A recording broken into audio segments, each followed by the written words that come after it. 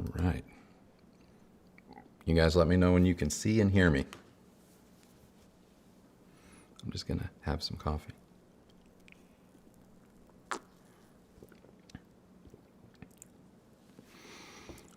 Brian says, greetings from South Dakota.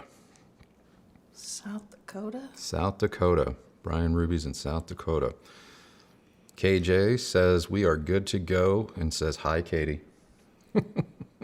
She was just here right behind Andrew. Yeah, she was in the shot a second ago, and then I told her she should stay there because I think we get better super chats when Katie is present.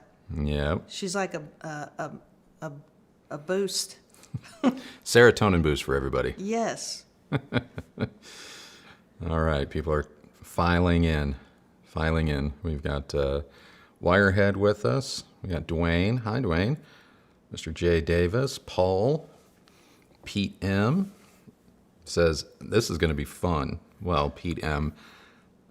Makes me think you got a question brewing or something. You know something I don't know. Does something happen? Lisa B. Hey. I haven't seen you in ages. We haven't seen Lisa in a minute. I was just thinking about you the other day, and I was like, she doesn't watch anymore. I guess she found something better to do, which is okay. Which is fine. Oh, man. Anthony Watkins watching us from the UK. Nice. UAU? I don't know. I don't know where that one. UAU. So glad to be here. I do too, watch. Lisa says she does too. Yeah, Lisa, sometimes my baby just throws around some shade like she's a big old tree. What? I mean, no. I get, well, she hasn't commented in a while. That's true. And so That's true. I assume when there is no comment, They're not watching. there's not a watching happening. I gotcha. She normally says hello. Yeah. So that's on you, Lisa. Owen is watching on his phone. Ooh, boy. That's got to be rough. We go for like 2 hours, Owen, holding it, you know. Hopefully you've got like a stand or something. Timmy, thank you. That's very nice of you. It says best channel on YouTube. Oh, we appreciate that. We really do.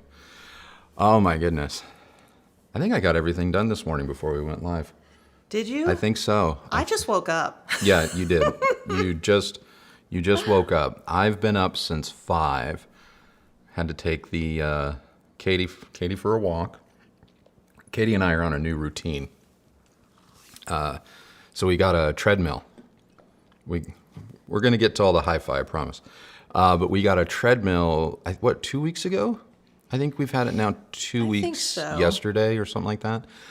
And I have taken a shine to it more than I thought that I ever would. To the point now where it has, in 2 weeks, created a habit, and I've reconfigured like my daily routine as a result of this one purchase. I know treadmills often get a bad rap as becoming like clothes hangers or hampers. Because when we first met, you had a treadmill. No, I had an elliptical. That was an elliptical? Yes. Oh, that's right. Okay, anyway, it was hard to tell what it was. It was always covered in stuff. It was not. Oh, it was too. I never saw you use it once. I didn't use it.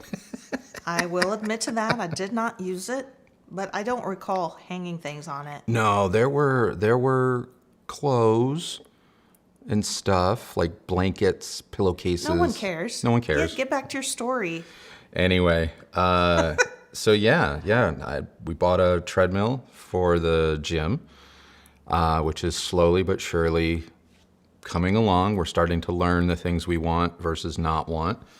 What's going to fit? What isn't What's going going to fit? What's going to not fit? Because all of these things are huge. But yeah, no, the treadmill is, I've never owned a treadmill. I've never had a treadmill in my house before.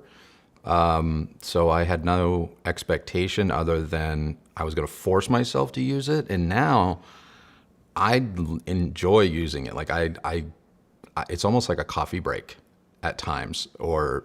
Oh, don't let him fool you. He thinks he's a better person than me because Well, he gets up at 5 or 6 and walks Katie about a mile, maybe a little bit over. And then now that we have the treadmill, he's like, "Well, I've already finished my exercise ring, and it's only 9 o'clock, and you just woke up."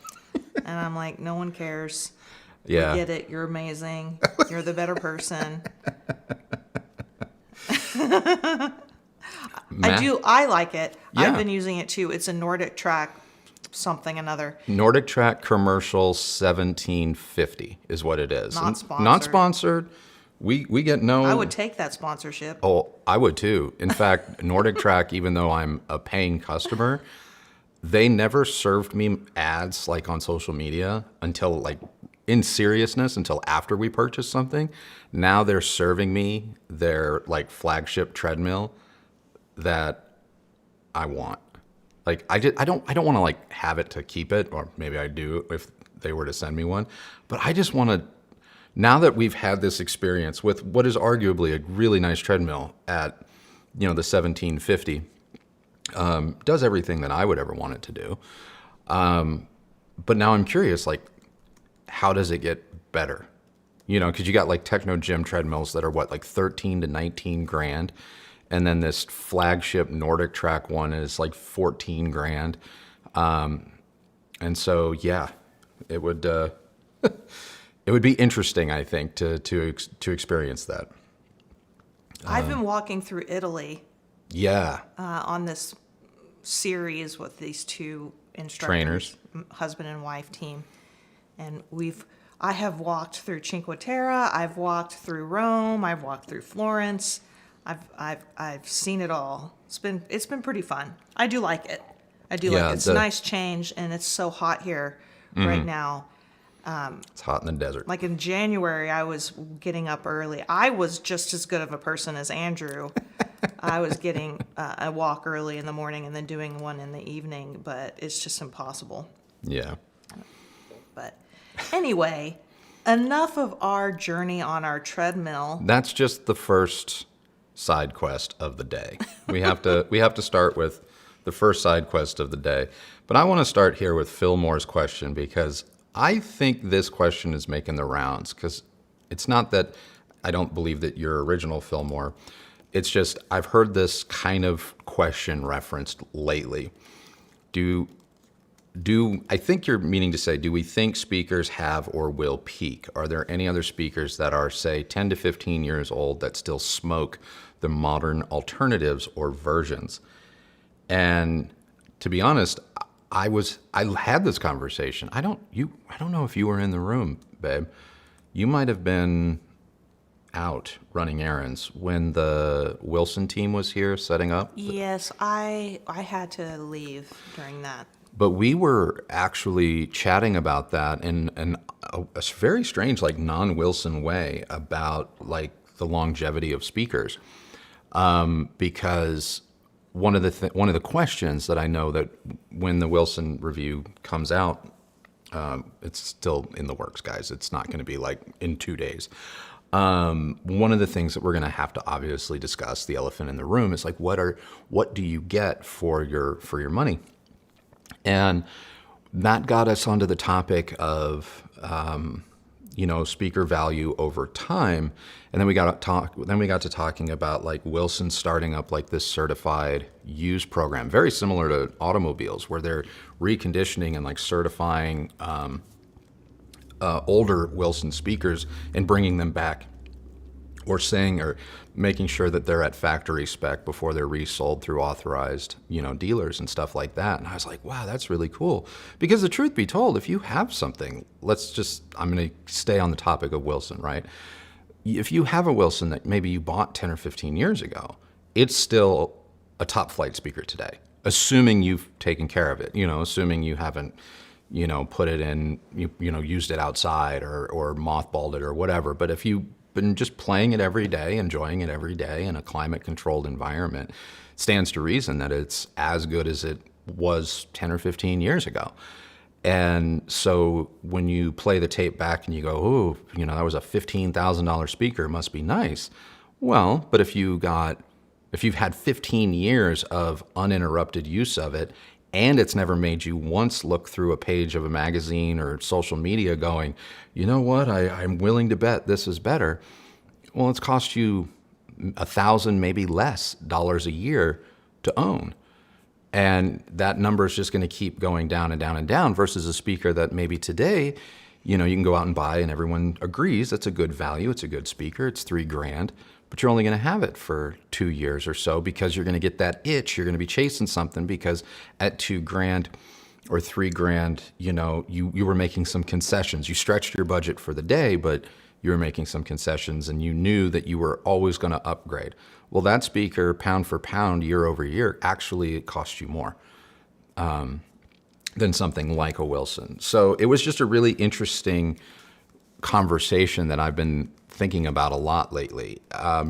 Do I think speakers will peak?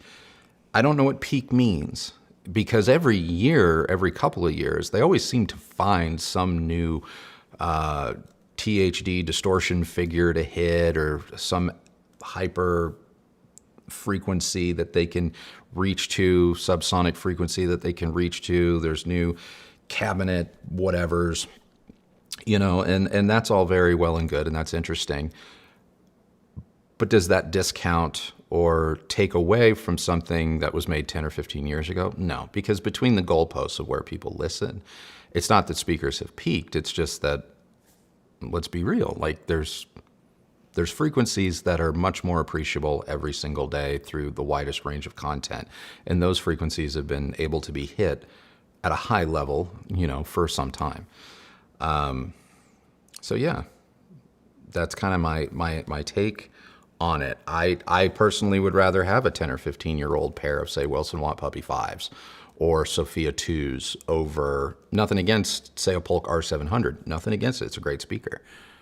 But let's be real. Like, if you were able to pick up a pair of Wilson Sophia 2s or Sophia 1s even on the secondhand market for $4,000 or $5,000, I would argue that you have as good or a better speaker than even a Polk R700 in the modern world.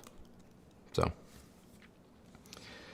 hope that helps answer your question. So where did I leave off there? Yeah, see, Albert's saying his paradigms are over 20 years and rocking the world. Yeah, I have Bang & Olufsen Biolab 4000s that are 33 years old now, I think, and they work still like new. I don't get to listen to them as much as I would like or maybe could or should. But yeah. Robert Clobber says, glad to see you finally have some endgame speakers in the background.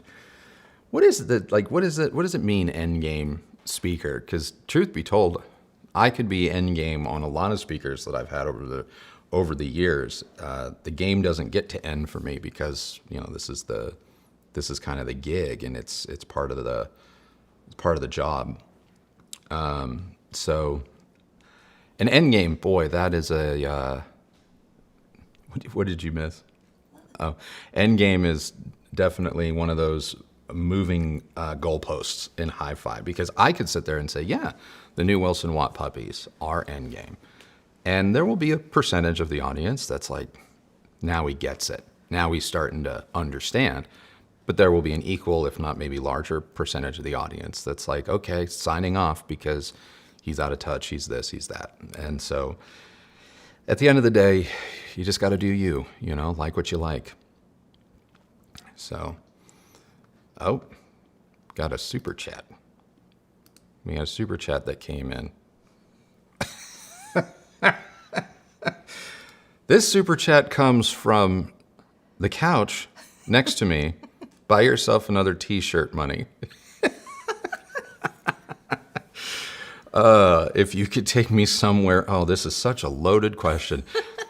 See, if you could take me somewhere for fun, where would you go?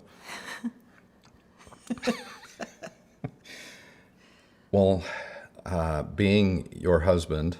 Yes. And knowing how you like to travel and knowing how, when it comes to vacations, you have plans. I think the ultimate fun trip for you would be to basically say there is no budget. There are these dates. Pick, and then make sure that we're to the airport on time. Well, that is true. I think that would be the But best. where would we go? I don't know. Supposed to be a fun question. I feel like every stream we kind of pick vacation spots. Look, I want to go back to Paris. I do. I want to go back to Paris real bad. I don't. I want to go when most of it is open. So that's going to be later. I want to go back to Paris. I'm starting to really. The more we watch Local Project, the more I'm like, I might have to endure the long ass flight and get to Australia, because there's some design there and there's some stuff there. I want to go to England and see. Well, I've been to England. I've just never been to England in the daytime, and I haven't been able to spend more than 12, 18 hours in England. I'd like to go there and actually spend time there. Yes, I would love to see London. Yeah, I want to see And London with the lights on. The surrounding cities and countryside. Yeah. I want to go to Italy. I technically have been to Italy, but I haven't been to Italy. Fillmore says that they just got back from the Amalfi Coast and it was busy. I mean, I'm not surprised that it's busy right now. Yeah. Summer is always busy in places like, Italy, like the major tourist destinations of Italy or France. So that's not very surprising. I think if you went in maybe September or October, you'd have a less touristy time. Come to Yorkshire. It's better than London. Good to know. I would love to get on someone's press tour and go to Monaco during F1.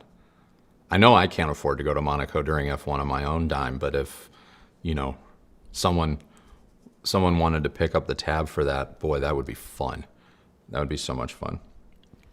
Vadim recommends Romania. You know what? My best friend growing up, his whole family immigrated from Romania, and I got to see pictures. Obviously, I didn't get to go, but I got to see pictures and the way that they talked about it and everything. Yeah, there were some things that obviously immigrating here made more sense. But boy, from an architecturally and culturally and stuff, there was a lot there that I was kind of intrigued by. So Romania has been one of those like little sleepers, I think. But yeah, those are some of the places I would go. There's that. I still really want to rent that villa in, was it Cabo? Oh, the James Purse one? Yeah.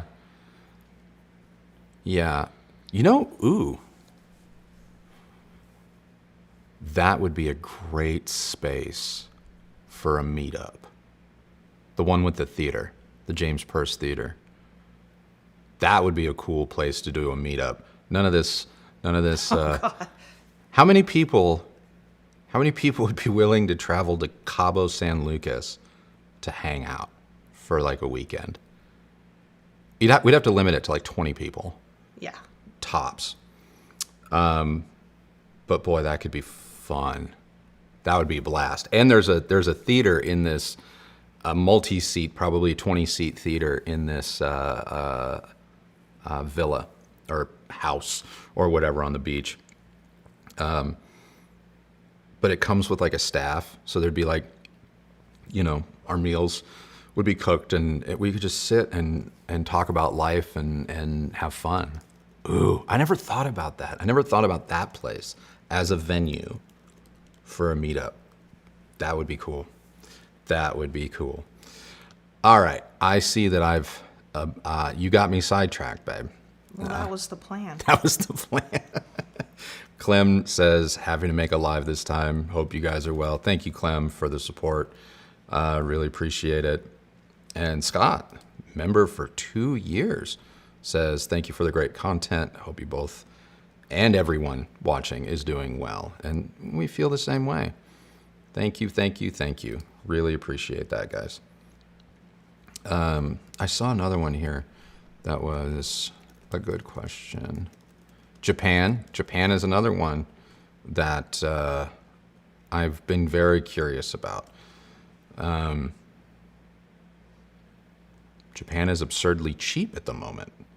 Interesting. Interesting. Japan intrigues me most by the food. Well, I mean the culture too, but I've been watching a lot of like food YouTube, and some of the restaurants that they've been touring is just great. Absolutely great. Oh yeah, there was that one woman that did a couple of videos where she goes to basically like Reddit or TripAdvisor or something and reads questions, where people who are planning a visit are like, where should I go? And she, looks at the top answers and then says, yeah, that could be good, but here are my five recommendations, and that you would probably not even know about unless you were a local. It's those videos have been pretty cool. Yeah, and then you've gotten into like this couple. We don't know where they're from. I mean, they're of some kind of Asian descent, but I don't think they live there. I think they may live. Oh, you're talking about the couple with the dog? Yeah. With the golden doodle? Yeah. It's like, kind of an ASMR travel channel. It's like Lulu, New York or something. Yeah. Which is, I believe, the name of the dog. And yeah, it's this younger Asian couple.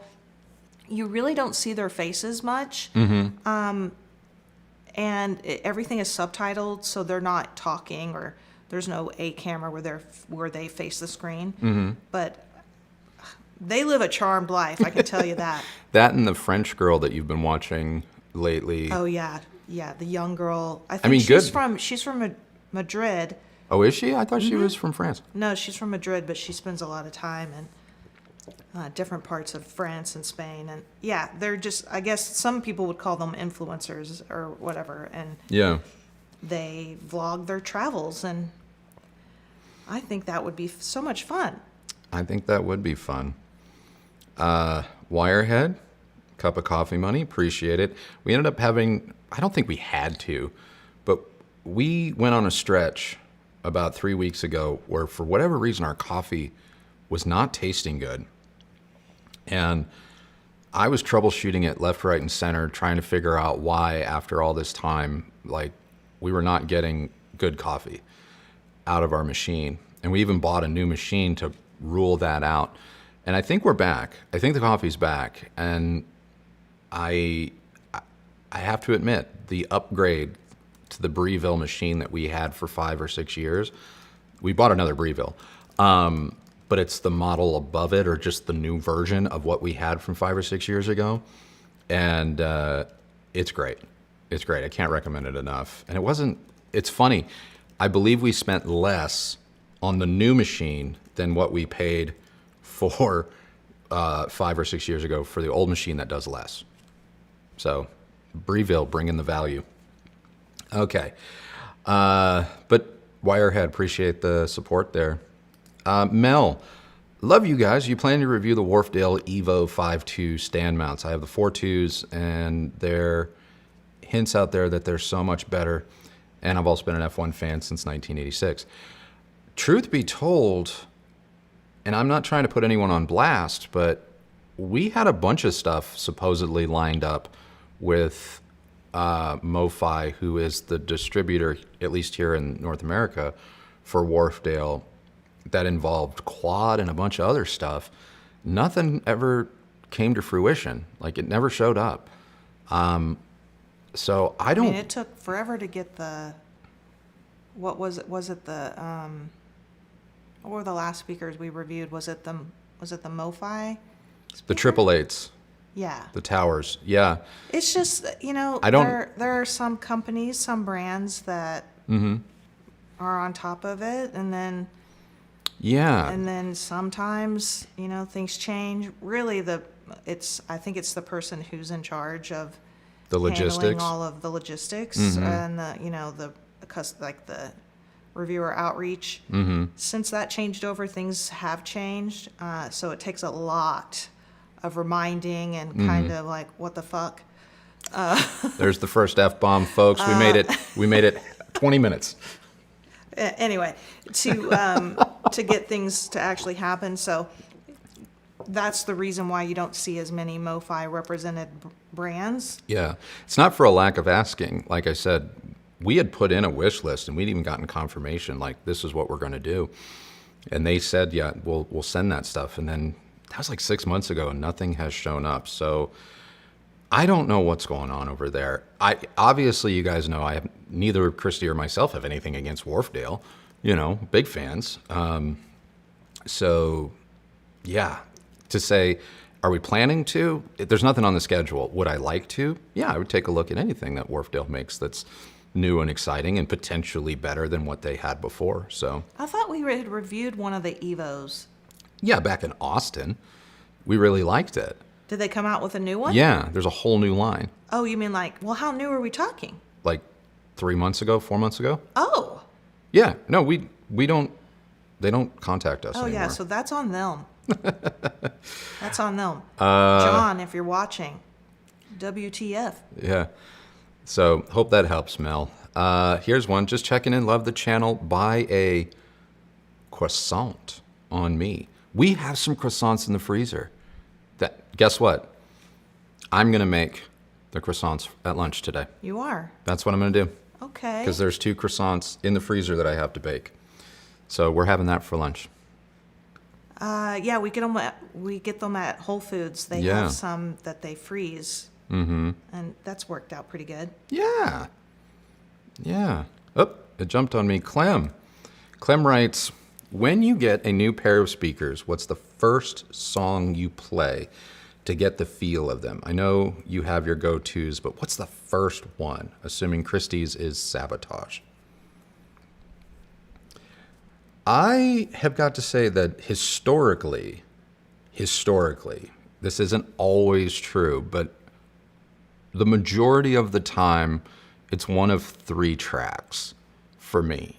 Moby's Ever Loving from Play, the album Play, not suggesting in any way, shape, or form that song is somehow the bee's knees in terms of mastering or anything like that. It's just literally a song that I have heard thousands of times on thousands of different pieces of gear. So I'm intimately familiar with how it can change. I'm not about to sit here and suggest that I'm intimately familiar with what Moby wanted. I haven't had the opportunity to be in his presence and listen to it. But that's one that I do use frequently. I use, obviously, if you've been a fan of the channel, A Perfect Circle's The Noose, and I really just skip ahead to the bridge at, what is it, like 38 seconds or whatever it is when the kick drum comes in. I'll listen to that like 15-second little snippet and just increase the volume. And that basically tells me almost instantly what kind of low-end control a product is going to have. And then, what's that? Is it a Scandinavian band lately? Oh, yes. Roya, R-O-Y-A. They have a song called Cruise. Again, not claiming that it's some high art, masterful, audiophile, kissed or blessed recording. But spatially, it does a lot of things in terms of soundstage. And while some of my soundstage tests have always been like Tubular Bells 3 or Hans Zimmer tracks, like it's just been nice to mix that up a little bit. And so you have like 2 Lanes Drifting, you've got Cruise by Roya. You can do something from Enema on the soundstage side. But those are the kinds of things that those are basically like the 3 go-to tracks. Do you have one? I mean, I know you like to play Sabotage. You'll torture a speaker if you're not sure about it with like Beastie Boys or something like that. But you just kind of listen. I just kind of listen. I mean, you control the playlist so much whenever we get something in. Yeah. So I've got your go-tos have kind of become my go-tos. But there are some others. There's a song from Tedeschi Trucks Band that I like to play. There's, sometimes I'll pull up something from Borns. Oh, yeah. I really like that just to hear his voice. And there's also a lot of things going on instrumentally in their songs. That's all I can think of right now. Okay. Those are, yeah. But for the most part, we just sort of go and listen and see where things take us, I think. So yeah. Hold on, I just saw something pop up here on my screen, guys. I used to listen to Alabama Shakes. Oh, yeah. Oh, what was the Color and the Shapes album, I think is what it was called. Something along that line. There's a lot of great songs in there. Yeah. That and I've seen them live, so I feel like I kind of know what their intention is, or especially her voice. So, but you got me listening to that Birds. Oh, Dominique Fils-Aimé. Yeah. Actually, who turned us on to that? It was the manager or the guy that runs retail dealer guy. LMC. Dwayne has a great question. Okay. This is a really great question. So nice to catch up with you two today. 2 questions. Number 1, personal thoughts, experiences on AI. Where are you in your journey? Second, thoughts on AI. How do you see AI integrated into audio experiences like speakers, equipment, software, and music? So my first thing is my thoughts on AI are evolving. They are largely negative. I'm not a fan, but I will admit, as an independent solo creator, and I do as a solo creator, meaning we don't have an editor, I don't have a graphics team, I don't have a publicist or a manager or anything like that. It's just me and Christy. Sometimes I need an extra set of hands, and there are some things that I want to do visually that, unless I have the time to sit down and really take the time to learn a new skill, like for example, 3D modeling, texturing, render mapping, and stuff like that, and lighting and compositing. Those are all very, very purpose-built, exhaustive learning curves. And skilled positions. And I don't want those skilled positions to be taken away.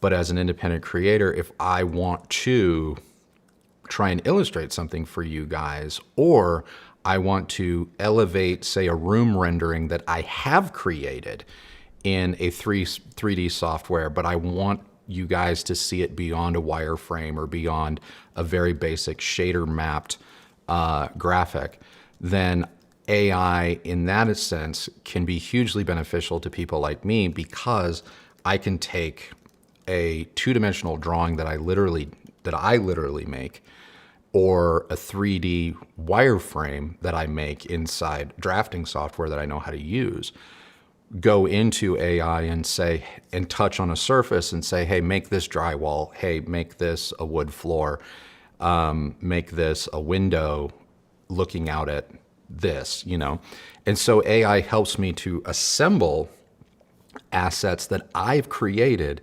into a larger composite. And it helps me do that more quickly than what that would have taken me 2-3 years ago. So I will admit to you, like, I use AI in that way. I use AI to take assets that I still create myself and then manipulate into a more photoreal image. And this has come up because some of you notice like, oh, the cartoon drawing and all of that. It's like, I still animated all of that by hand. That was not me typing a prompt in going, hey, open the doors. Like I still animated everything by hand. I still cleaned up every image and created the layers and then stacked them in post to create the image that you saw. It wasn't just hit a button, get a result. And so I use it as kind of a tool, same as Photoshop. So that's how I feel about it. Now, when people are whole cloth, literally not doing the work and just creating, entire videos, entire songs, just by saying like, hey, I would like a rock song that's approximately 2 minutes long in the theme of, longing and the sound of Nickelback. And then it just spits out a song. That's bullshit. I hate that. Like that doesn't require anything. That's not a skill. That's not someone using a tool to enhance their human creativity. That's just theft. That's noise. That's bleh. And it happens on YouTube all the time where it's just like, here comes that robot voice. It's British or whatever. And it's like, today we're going to talk to you about 5 hi-fi audio products that are the superfluous hi-fi audiophile experience. It's like, it's just keyworded chat GPT nonsense over images and stuff like that. Like I hate all of that. And I'm so happy that almost every day I kind of wake up to a news bulletin that like, YouTube is starting to demonetize those types of channels because they really do hurt genuine creators. And so that's how I feel. Now, about AI integrated into audio, speakers, televisions, and whatnot. I think AI can be, okay, first of all, I think AI needs a rebrand. Because there's artificial intelligence and then there's things that learn. And then there's just kind of like computational, algorithmic, presets, if you will. And I think in the hi-fi realm, AI isn't really like, when they say like in real time, it does this. It's like, not really, not always. It's more of a, we've programmed something in after running several models and it's just going to react this way, blah, blah, blah. So I wish that there was a better definition of what is and is not real AI inside of some tech products. But I also think that AI could, or computational learning or adaptation could be an interesting use, especially from a multi-channel sound experience, or it gets kind of dicey with image generation or when it's involved in a television. There's some things that some of the TV companies are doing where, and cell phone companies have kind of already done this. I think Marquez was one of the first people to point this out, where, was it Samsung? Where you could point the phone at the moon and it was just replacing it with like a stock photo of the moon. And that's how everyone's moon photos were always so crispy and clear. It's like the phone you weren't actually taking a picture of the moon. It was just, it identified that that's what you wanted to take a picture of. And then it just put a super high res to scale image of the moon and made you think you took that picture. I think things like that have happened in the past. And so that's where it kind of gets into some really murky waters. It's like, we're getting to the point where there's a real possibility that like there could be something in the hardware of, say, a TV where it's like, oh, this is not scaling right, so let's just recreate it or generate what we think needs to be in the background because this is a 480p, 480i, scale, and we're at 8K monitor, and so let's just recreate it in real time. We could get to that point, in which case, I don't know how I feel about that. My real concern is the amount of resources that these AI farms require to run. Like I admit I didn't really know the what like goes into making something like that work until fairly recently. and it's insane the amount of cooling and Oh, yeah. water resources it takes. And then I've been seeing a lot of people that have these facilities near them being asked to reduce their energy consumption so that the AI facilities can continue to run, or because they are taking so much energy that there isn't enough on the grid to handle the load for, you know, a more like residential commercial purposes. And I personally think that that's outrageous. And I definitely think there needs to be some serious regulation when it comes to these facilities. Unfortunately, I don't think that's going to happen anytime in the near future because, you know, the political powers that be don't seem to care. Yeah. So that's my overall biggest concern. I think there's a place for it. Like Vadim was saying, his wife has seen some pretty remarkable usage of AI in the medical field where they've discovered some life-changing issues in women's bodies and that an actual doctor had missed. So in those instances, I think that could be greatly helpful.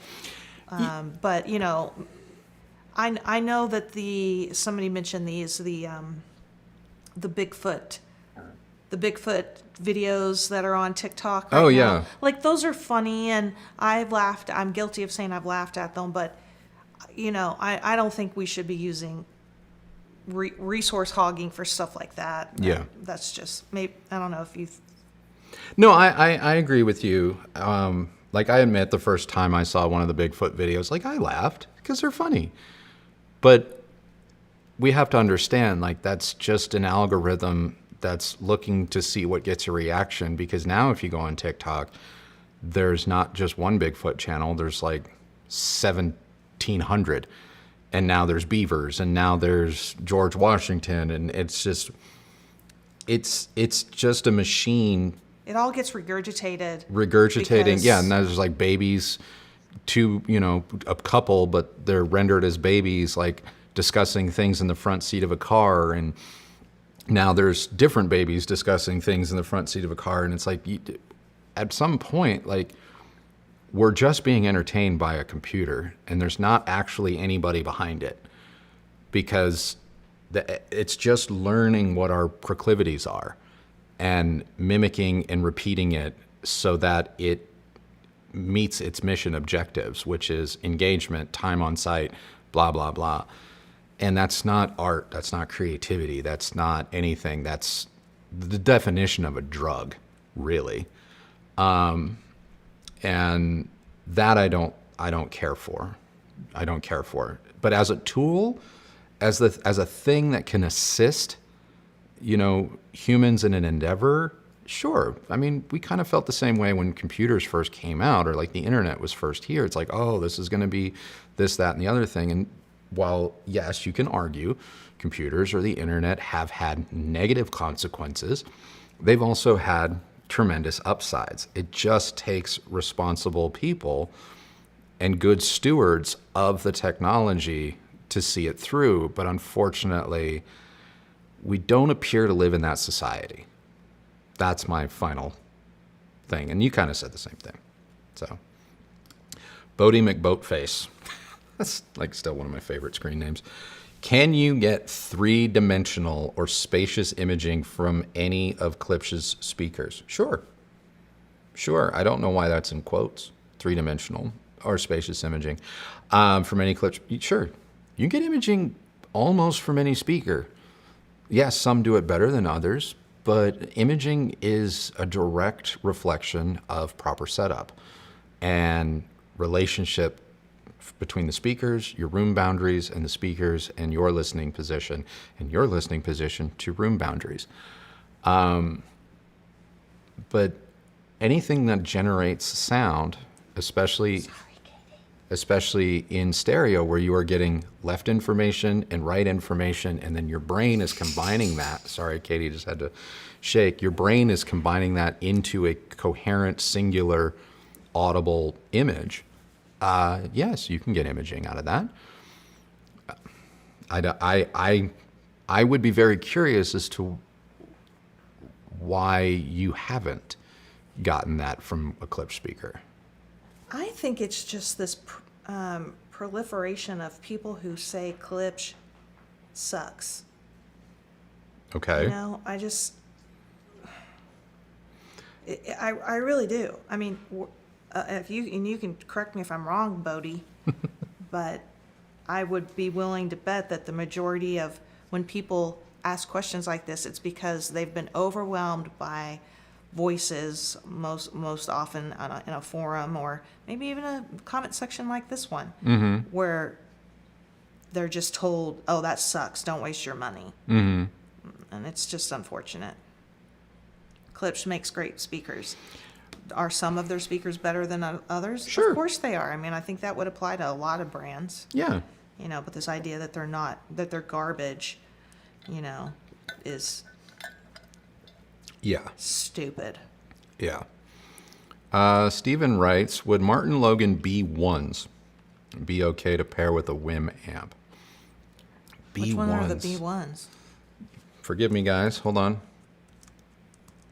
Oh, can I not type? Martin Logan B1. Okay, Foundation B1s. It's been a minute, guys, since we've... I don't know if we ever had these, per se. What are they? They're bookshelf speakers from the Foundation series. 89 dB, nominal impedance of 5 ohms.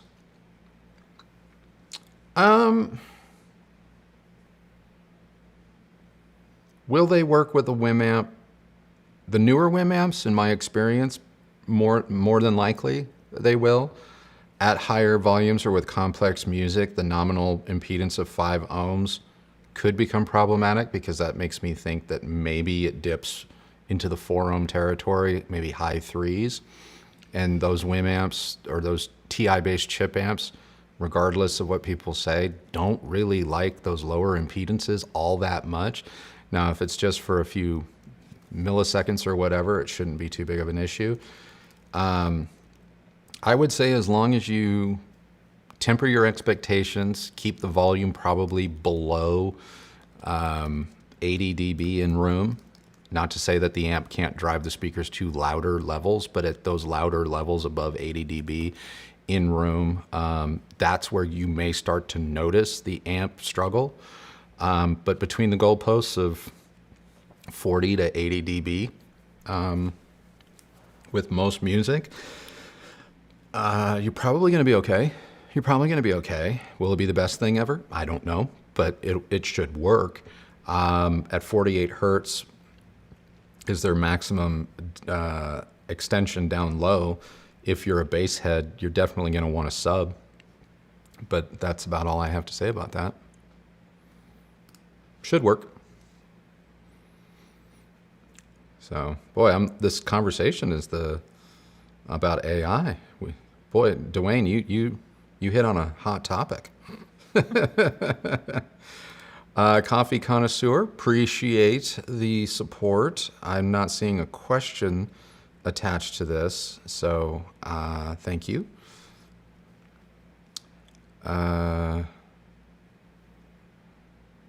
Let's see.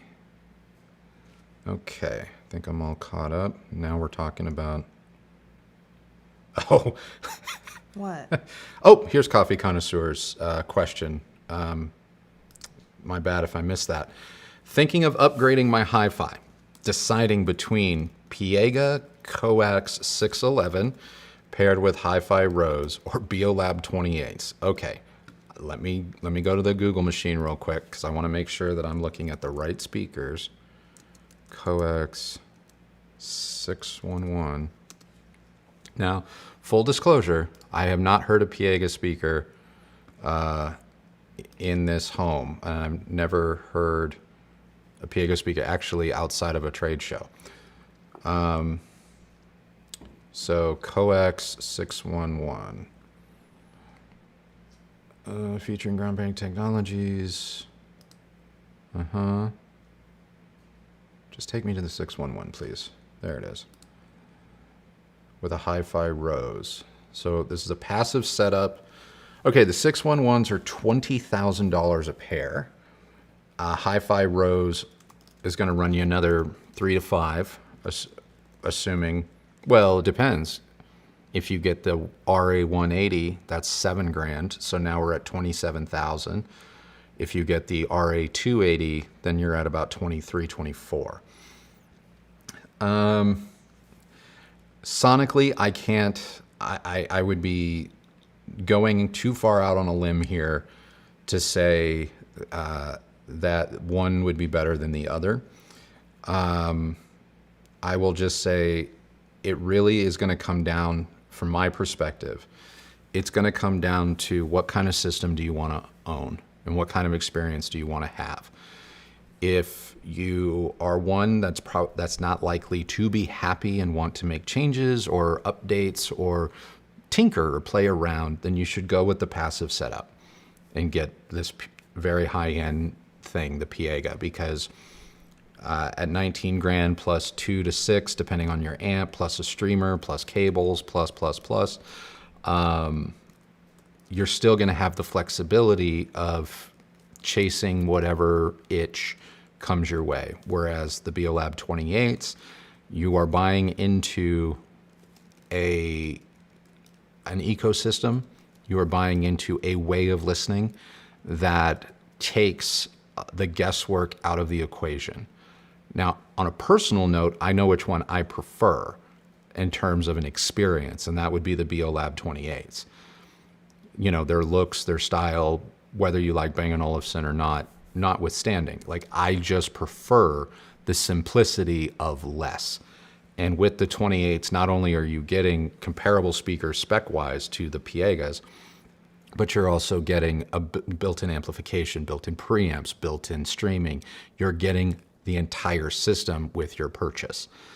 And one that performs at an incredibly high level with DSP capabilities that you're not going to get on a hi-fi Rose, you know, so on and so forth. So you see how, when you're talking about these types of systems, how suddenly they are comparable, and maybe even B&O is more of a value, so long as you're okay with not being able to go in and tinker or switch amps and stuff like that. Those are my thoughts. I wish I've heard this speaker and I could give you more personal experiences about its tonality and tone and how they compare, but I can't do that. But I hope that helps, and I thank you very much for your question and your support. Vadim writes, hope you all doing well and your projects are going smooth and silky. What's on schedule design-wise that's coming soon or in progress? Any updates? Well, we got quotes for everything, finally. So we got quotes. The wall behind me that currently has 2 windows on it, we got a quote to turn those 2 windows into one giant slider. You call it a slider, babe. Slider opening into the new yard. And the quote range, depending on the type of slider door that we want to use, range from, what was it, 16,000 to like 42,000, depending on the brand. Mm-hmm. Yeah. So that project is not going to happen in 2025. That one's on indefinite hold. That one is on an indefinite hold, but it's still the plan. It's still very much the dream and the plan. But it is one that I wanted to pull off this year, but that's not going to happen. We got quotes for the gravel, the decorative rock to finish the yard. And those came back actually a little bit lower than I was anticipating. I didn't think the quotes were that bad. So that's likely to happen very soon. We might slap leather on that and just get it done, because I'm ready for that outdoor project to be done. It's been over a year. So yes, the rock, and then once the rock's out there, we can focus more on tidying it up a little bit in terms of the visuals, and then I can start filming stuff out there. But I'm not about to go film it out there when it's a dirt lot with a really nice pool in it. So that's on the agenda. The other thing that's on the agenda is getting this house pre-wired for better smart home and distributed audio video integration. It's something that is on a more personal level for me and wanting to investigate, play around with, and also invest in. The quotes on that vary wildly depending on how crazy I want to get. And it's not because I feel like we're getting ripped off or anything like that. Like one of the quotes was for $40,000.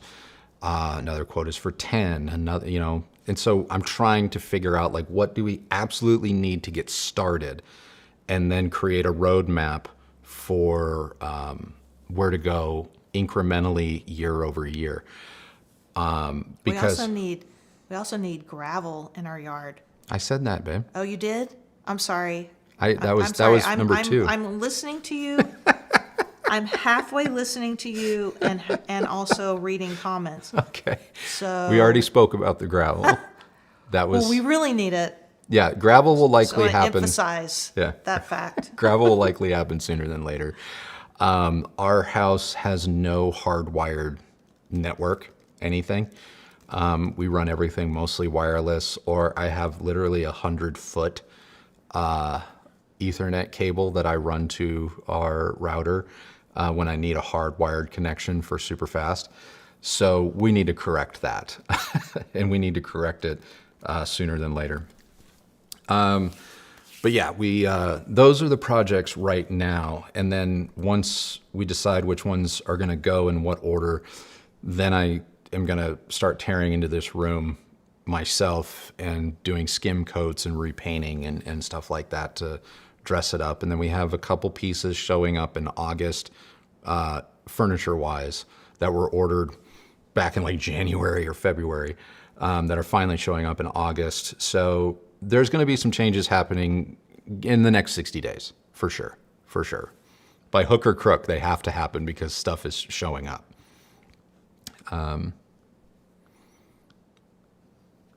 Sandy, here's a question. What are your thoughts on Kaleidoscape? I have a high-end theater and hate just streaming low quality. Is it possible to rent hard copies now, but hate buying Blu-rays? Well, we did that whole review of the Kaleidoscape Strato V. You can check it out on the channel. It's a very, honest and non-sponsored review. There's a lot of great things about it, and there's some things that aren't so great. I totally get the appeal of Kaleidoscape. I do. Is the cost high? In some respects, you could argue that it is.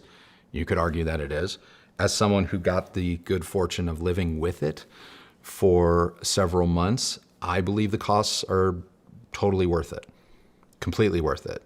I love the idea of being able to buy or rent call it Blu-ray or better quality transfer with the ease of streaming that downloads to a machine and then gets played back as if it's physical media. It's not streaming. Kaleidoscape is not streaming.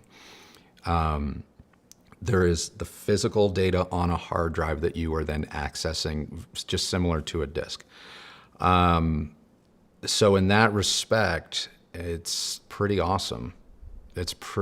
So it's kind of the best of both worlds, physical media and streaming. It's also just kind of the only game in town that's doing it that way. And as a result, there's not a lot of competition perhaps. And so they can kind of do what they want with the technology and the costs and this and that. I thought that the image quality and sound quality was noticeably better. I will agree with you. And so, if on you most are things. someone that's really, chasing that last percentage point in quality, I think you would enjoy it. Of course, there's always going to be somebody that says, "Oh, well, you can do it cheaper with physical media and like have some storage server that you spend the rest of your life transferring the 1,000 copies of whatever, you have in your third bedroom or something. But I don't know. Who has time for that? I'm sure there are people that don't value their time or just have copious amounts of it. Yeah. And will be willing to go that route. But if you have a family or a job, or just want to take your free time to do something else, I enjoyed it personally. Now, yeah, it's expensive to the initial buy-in, but once the initial buy-in's over, Yeah. it's kind of comparable to streaming, and the quality's better. And I go over all of this in detail in our Strato V review. I'll say this much: when we get the smart aspects and the wiring done for this house, and we have a hub that's centrally located in one of our closets, there's a very real chance that I personally would invest in something like Kaleidoscape, because once I have the network infrastructure and the wiring in the house all set up, it's a no-brainer. It just didn't make sense for us to hang on to it or invest in it now, because we just don't have that infrastructure in the home. We were able to properly test it, yes, but admittedly, over months and months, like, the convenience of it for us was hindered because of the limitations of this older home, not the Kaleidoscape itself. So definitely check out the Strato V review. That will give you a good baseline of kind of how it may or may not be for you. Oh, no. All right, guys, hold on. I just realized. Next question from Christian. Does the law of diminishing returns exist in hi-fi? Yes. Yes, it does. The law of diminishing returns exists in everything in life.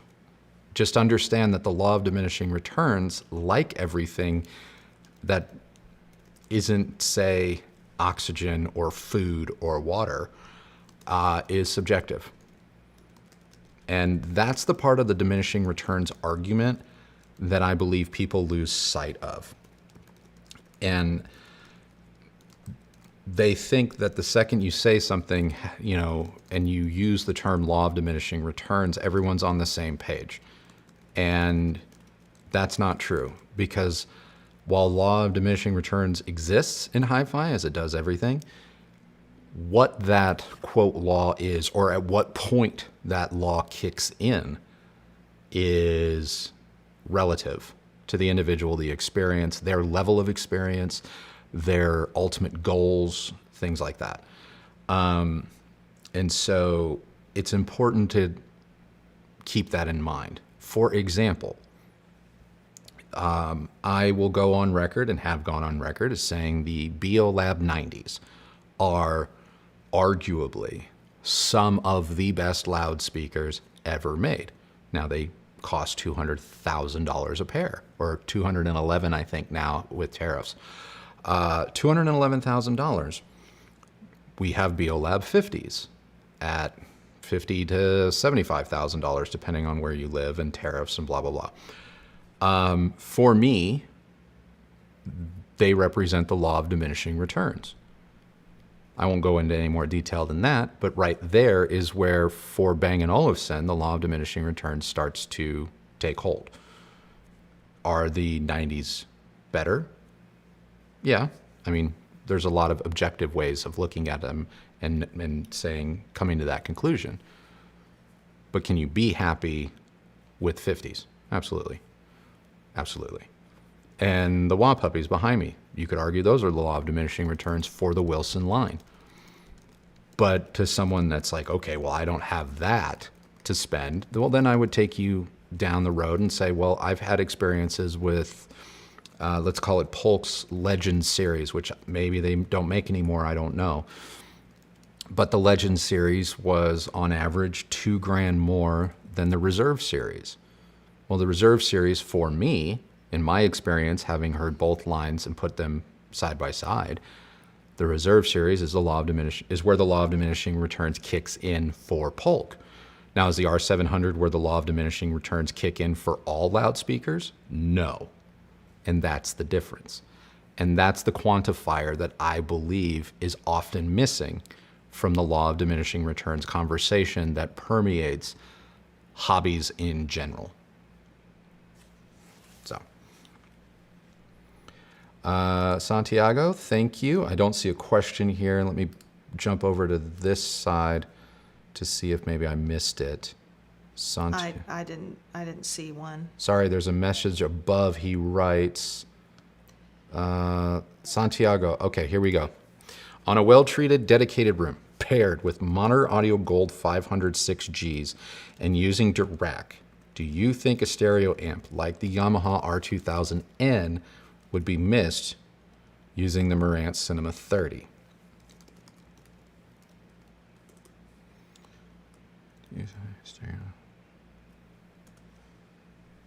Hot take, no. No, I don't think you'd miss it. I think you could be just as happy with the Marantz Cinema 30.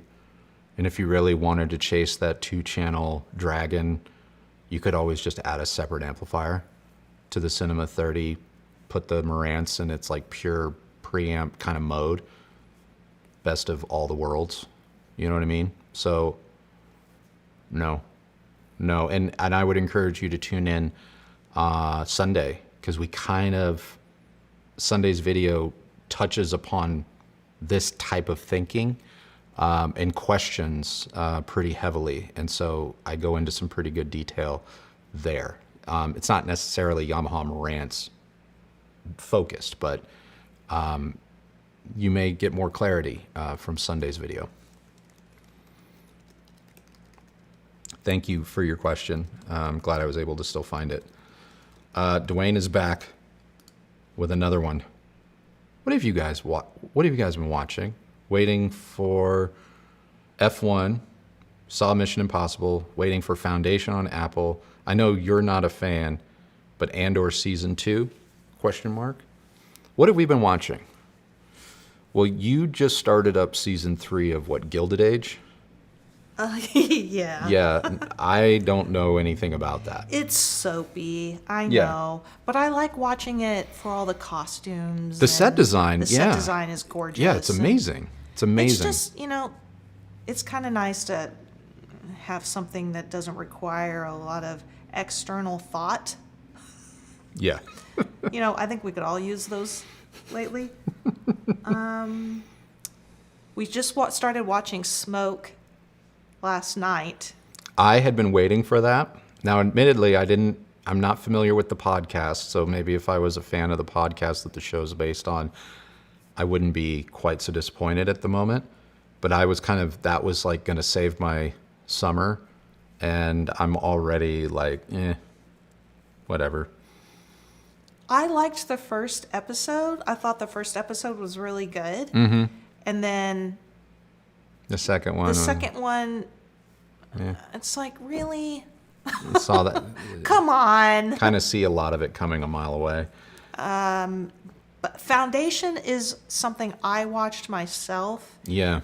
Andrew really wasn't into. Mm-hmm. I thought it got pretty good, and so I will likely watch that in my own private time, maybe on the treadmill. Mm-hmm. Andor, I don't think we're ever going to get Andrew to get on board. He is just gives 0 Fs about anything Star Wars related. I'm not a Star Wars guy. Just probably isn't going to happen. Not a Star Wars guy. We haven't seen Mission Impossible, even though Andrew made sure he watched all of the predecessor movies. I haven't gotten through them all yet because I have to watch them. no. I have to watch them in my free. Oh no! Like I've been forcing you to watch them. It has felt that way. It has not. I've been watching them 10, 15 minutes at a time when you are not around. I know, but when you see them consecutively, it's like this. They're all the same. Okay. So, well, I've been. am I going to watch the new one? Sure. Yeah. Will I enjoy it? Possibly. But I'm just not. I don't like revisiting movies I've watched before. And that's That's a character Kind of flaw. like eating leftovers. I've already had it. I She don't want won't- to eat it again. She won't eat leftovers, and she doesn't watch movies more than once. She'll watch anything, for the record. If it's episodic, she'll watch it, and Oh, she I will love a watch it. show. She will watch it till the end. And you will be 20 minutes into something and know that it is bad, and you need to protect your soul and your time and walk away from it. And she's like, nope, vested. Well, Vested. conversely, Andrew, the film connoisseur and, whatever that he is, he'll decide within, I'm not even kidding, within like 2 minutes and 30 seconds that something is slow. It's like, it just started. How can it be slow? I mean, It's not that it's okay. no, it's that's not, what you say. That's what I you say that it's slow because, like, for example, bringing it back to Smoke, there was a lot of superfluous cutaways. Oh, no. It wasn't even Smoke. What was the other? We were watching another show. Shoot. Where we were, like, going back in time to learn about people. It doesn't matter. There was just, I don't know. There's so many shows. I have show fatigue. But yeah, it's not that it's slow. It's just I feel like there's a style of storytelling lately that is so meandering that, like, coming up in film school, like, we would have been torn to shreds in literary class or editing for, like, you can cut here, we don't need this. The beauty of editing is we don't have to see this character take all these steps to get from point A to point B. And I just feel like now so many shows are just padded runtime. And there's so many 8-part shows that could have just been really solid 2-hour movies. You know what I mean? But instead, because they're on Amazon or whatever, they need to be stretched out to 6 episodes. And I can't stand that. Oh, 9 Perfect Strangers. That was a show that we watched we binged that last weekend. The first season. Yeah. What the F? Again, inciting incident, like the first episode or 2, you're like, ooh, okay. And then you get the remaining 6, and you're like, you mother heifers. And not in that you got me, but in that, are you serious? Did I just watch all of this for that? It's like the J.J. Abrams School of Filmmaking. We have a really great idea and no idea how to, like, close it out. That's how I felt. As far as new movies, like first run movies, we don't really go to the movie theater Very rarely. ever. Yeah. The movie going experience, at least where we are, is terrible. And I Yeah. would rather watch at home. We have a very capable system and it's a better experience. Yeah. Plus, we just don't have a lot of time to go waste like 2 or 3 hours at a movie theater that's going to be a crap experience Yeah. and possibly a crap movie, which happens far more often. Far more often, yeah. So I'm excited for yeah. F1. I am excited for F1. I'm getting annoyed, like Apple on our Apple TV is pushing that down our throats like every chance it can. Like F1, and it's like, will you just stream it already? Like you were supposed to do from the beginning. Like you were going to dump it on all the platforms simultaneously, and then they're like, no, Top Gun did real good, so let's put it in theaters. And it's like,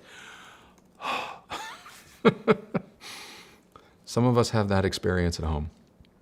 All right. Alan writes, any further thoughts on RSL speaker review? Did we email them? I don't think so. I followed up with Alan and asked if he had what was the particular interest, but I don't. Then we got on the topic of Dwayne's amazing comment, and Yeah. I got sidetracked, and so I I'm trying to thought go we back. emailed them after one of our live streams, and there may be something in our inbox that we haven't seen through to conclusion. What? Who? They're a small internet direct, affordable speaker company. I know Nemo has talked up their subwoofers with me for some time. Okay. I'm not really a subwoofer reviewer, so that's kind of, I'm sure they're great, but it would be somewhat of it'd be a waste of shipping costs and materials and resources for them to do that. But they do make some budget, like home theater in a box type speaker systems where you get like the SVS system we got a while back, where you got like 5 small speakers and a sub. I'll have to go into our inbox when we're done here and double check. 'Cause I'm pretty sure we reached out to them or they reached out to us after one of the live streams where this came up. And we just haven't seen it. This has been a weird year. Oh my gosh! It's been a weird year. It has been so strange. There's been a lot of other things that have popped up that when we shouted Happy New Year, we did not know we would be dealing with this year, for sure. So, Alan, I will look into it. DDWGG1 says, no question. Just here to say, the color on the Watt puppy is so freaking sick. No more tall black boxes. Thank you. Yeah, thanks. Thank you. There were so many mean comments about the color of the speaker. And for the record, that's what we spec'd. We asked for that color. We did. We asked for it because if you're gonna go big.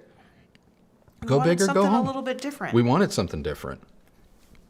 So I think it's gorgeous, and in person, it's really pretty. Well, somebody called it lime green. You probably should see an optometrist. Yeah, I would say you're probably colorblind. But You should see someone about that and get yourself checked. Wirehead says the series The Warrior is Bruce Lee Goes to Deadwood. oh, that See- could be cool. I would rather the show be called Bruce Lee Goes to Deadwood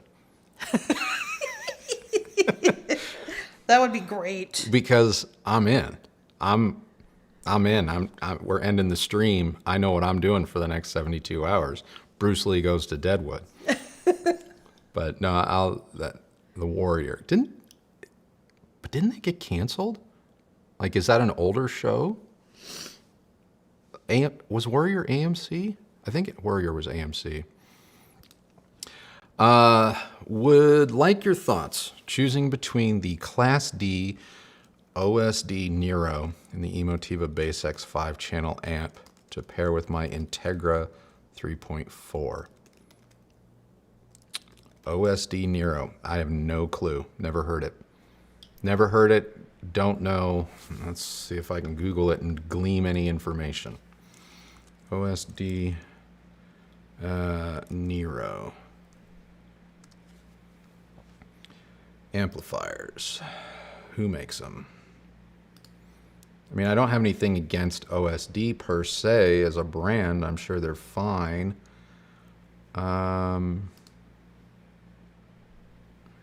Okay. Yeah, I wouldn't really know what to say here.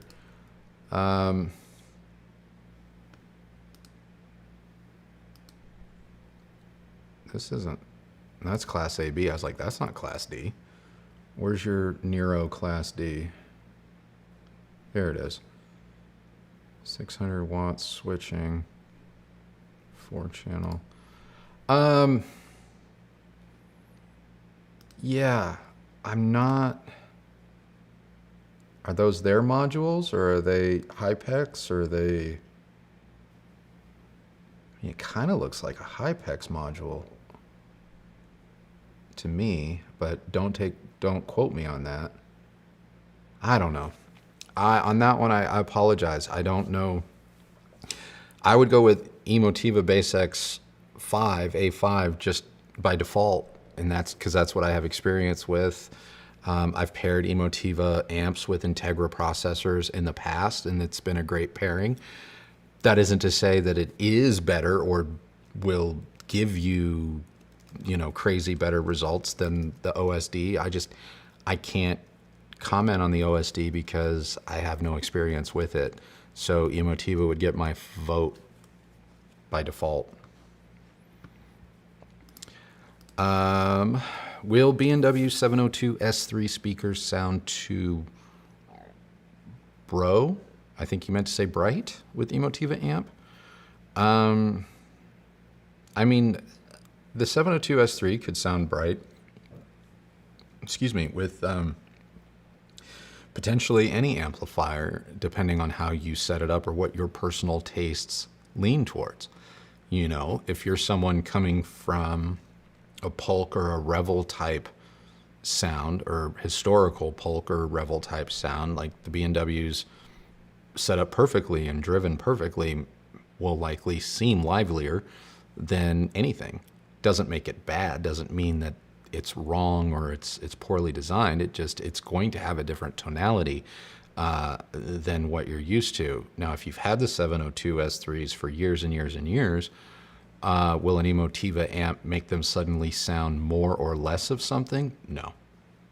I would argue that if you come away with that experience, having owned the 702 S3s, and the only change you're making is swapping out the amplifier, there might be something wrong with the amplifier, or you've inadvertently, biased yourself based on what others have said, because Emotiva amps, nears makes no difference. They're pretty neutral in tone. They just have a lot more control, and that control can exhibit itself in better texture or speed out of a woofer, but it can also lend more extension to the top end without distortion. But that isn't to say that it changes the sound of the speaker. It just drives it better, depending on the amp. Depending on the amp. If we're talking like XPA line amplifier, then yeah, it's going to drive the piss out of those. Austin Powers asks, what's my opinion on Ohm Walsh speakers? Haven't had an Ohm Walsh demo in my home, but when I've heard them at shows or in dealers, I have typically liked them. I would hesitate to say that they get like my recommendation or anything like that, because I haven't lived with them for any length of time. My experience with them has been incredibly limited, but in those limited bite-sized experiences, generally pretty positive. Arm Fanatic, love the Klipsch sound and speakers. Currently have 8000 Fs plus an RSL Speed Woofer 10, driven by XPA Gen 3 amp, D70 Pro Octodac in a WIM Ultra. What speakers would you recommend auditioning in the $3,000 to $4,000 range? I mean, it sounds like you're pretty happy with what you have. And if that's the case, why change anything? I mean, really, like, I don't know, like, you could change something for the sake of changing it.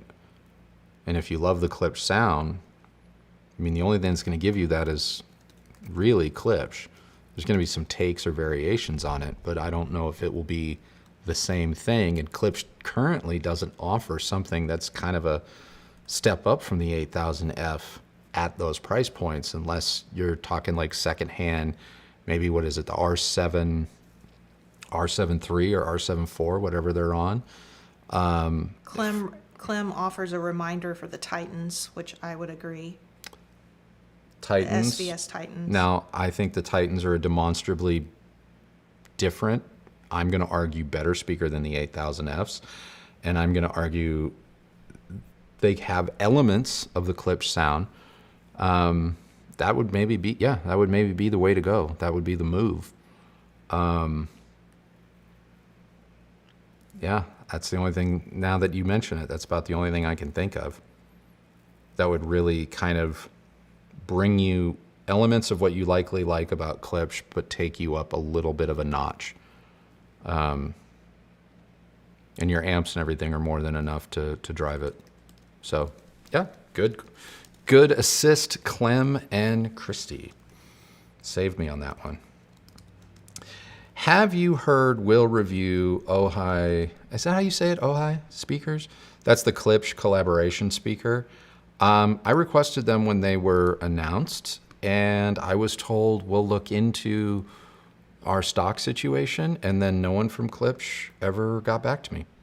So the likelihood that that will be reviewed is probably zero. Ojai is a Klipsch speaker? Yeah, it's a collaboration with, isn't that the collaboration? Or maybe hold on, maybe I'm mistaken.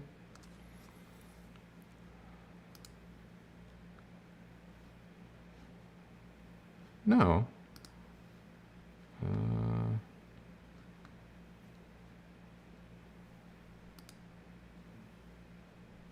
Yeah, that's the Klipsch OIKR01. It's the one where the heritage bottom with the big horn exposed on the top. Okay. Yeah, I requested it, and I was told that they will look in. Klipsch, a representative at Klipsch said that they were going to look into availability, and then nothing. So,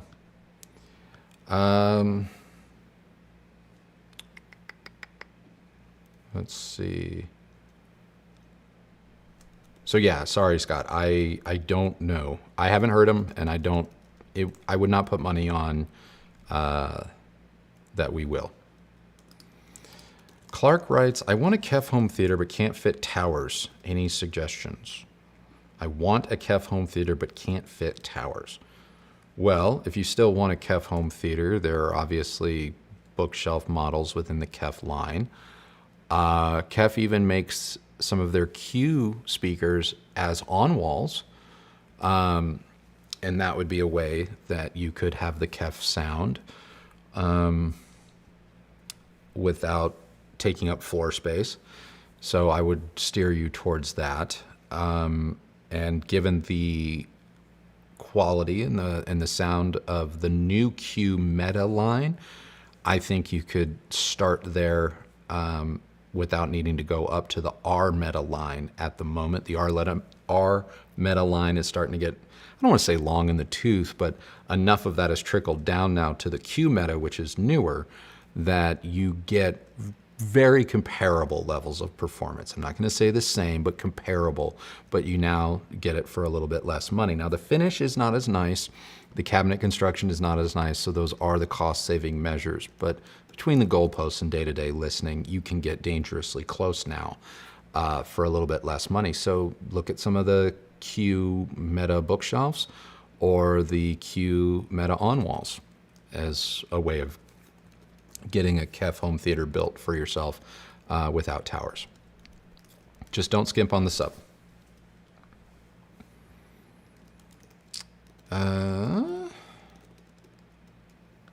Did I catch up? I'm all caught up. Let's see.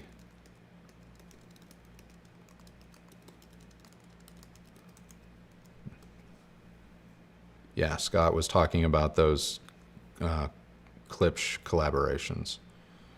Yeah, someone wrote sold out everywhere. The Ojais are sold out everywhere. I thought they were a limited run, like there were only so many pairs running around. So that could also be a problem. Let's see. Oh, this would be a good unplugged question since we didn't do a follow-up unplugged. How much better is a Sony Bravia 9 than the LG OLED you reviewed? We reviewed the C5 LG OLED 2 weeks ago. And on those comparisons, I talked specifically OLED to OLED. How does the Bravia 9 compare? Do you have any thoughts? Do you, Christy? Oh, I'm sorry. I didn't realize you were talking. Oh my God. Okay. Do I have any thoughts? Do you have any thoughts? Like, how would you say, how much better or not better is the Bravia 9 Well, it's not an OLED, is it? No, it is not. So mini LED Sony compared to the C5 OLED. Oh my gosh, I don't know. This C5 is the first time for me that pulling any LG television out of the box, turning it on, I was like, oh, this looks good. Normally, it looks really green and it doesn't have the most pleasing skin tones for my personal taste. And LG has always been one of those brands that requires a lot of tweaking in terms of the adjustments, or, once Andrew does his professional calibration, it's like, okay, fine, there it is. Very competent TV, very well made, very, it looked great. The Bravia 9, I thought, was excellent. Obviously, we were able to see it in a much larger size. So I'm always going to go with a bigger television over something smaller, even if it's OLED, for a main viewing room, at least. So I guess in that particular scenario, I would say I would choose the Bravia 9. But if it were for a bedroom or something, or if you have a small house or apartment or whatever, then I think the LG would be great. I think the price, I don't remember price-wise how they compared. They're comparable. You can obviously go bigger with the Bravia 9. You can go a little brighter. And at that point, once you start getting into those larger sizes, the price is not comparable. The Sony becomes an outright just crazy value compared to 83, 97, or whatever it is that the C5 can get up to. I think the 97 inch, does the C5 go to 97? Whatever it is, whatever LG OLED goes to 97 inch, it's like 25 grand. Whereas the Bravia 9 at 80, it technically tops out at 85, is right at or under 4 now. I think you get a little bit more versatility along with the accuracy and the near perfect contrast in blacks with the Sony. The LG, though, was stupid impressive, like straight out of the box for the first time in history. It was really, really good. Some people are saying colors are not that nice to look at on a C5.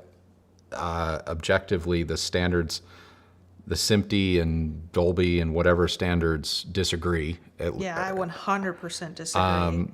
The one thing about televisions that makes it different than audio is there are literal standards. There's something we can measure and go, it does or it doesn't. And the retail sample that I purchased with my own money, head to head, the same measurement software, the same test pattern generators, the same in the same room. The LG C5 did measure better in its filmmaker profile than the Bravia 9 did from the factory. Both are excellent, but if we're splitting hairs, the C5, at least what I pulled out of a box at Best Buy, did better. Now, does that mean you should buy a C5 over a Bravia 9? Not necessarily. The other thing that you have to think about with OLED is that the front panel of OLED is glass, and the reflectivity of that can be horrendous. Not to say that the Bravia 9 doesn't have reflectivity issues, but it is a little bit better because it's not glass. It's got a coating on it. It's plastic. So those are just some things to think about. They're both exceptional televisions, and I don't think you would be unhappy with either should one of them work for you, your needs, and your budget. Dwayne's got the question. Sorry, I have so many questions. Don't apologize. Don't mean to overwhelm. We love Dwayne. Do you have experience with the XDA3 differential reference DAC preamp? What is the value versus PT2? XDA3? I think the last Emotiva preamp I had personally was the 2. Let me double check. Admittedly, guys, I don't. He says Emotiva. Dwayne says just typed Emotiva. Yeah. Preamp.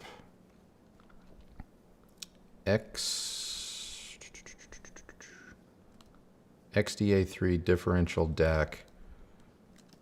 Oh. Do you have experience? Yes, I do have experience with this particular product because I was given they sent me a sample of this just before launch, and ours did not work properly. I sent them back all of my notes and what I found along with the product, thinking that we would revisit it at a different time.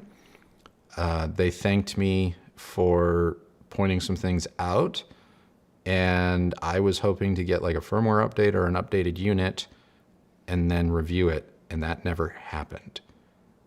And I kind of forgot all about this product.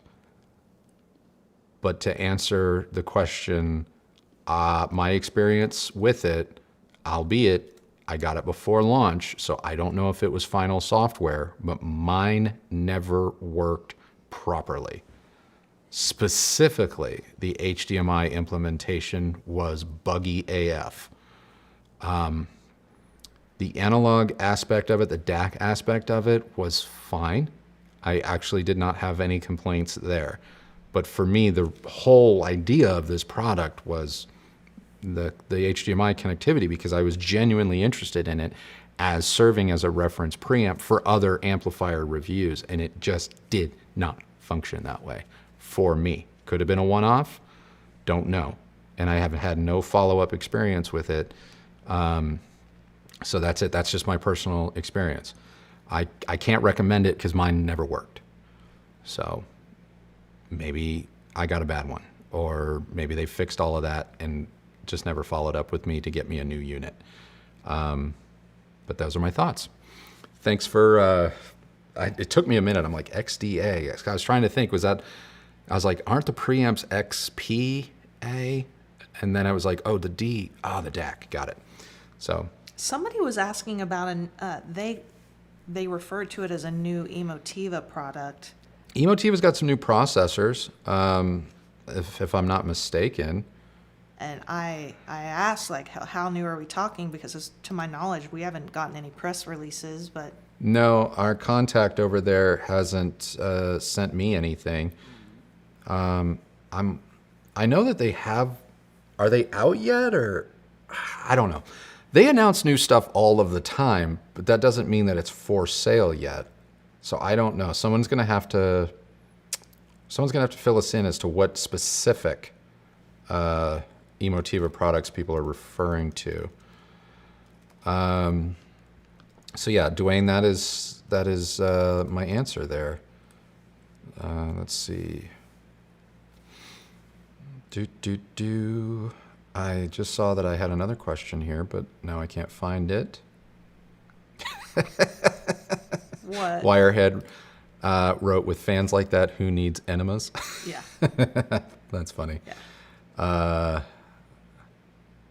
I'm behind. Oh, here we go. Patrick Brown, X90L 85-inch on clear out, or wait for mini LED.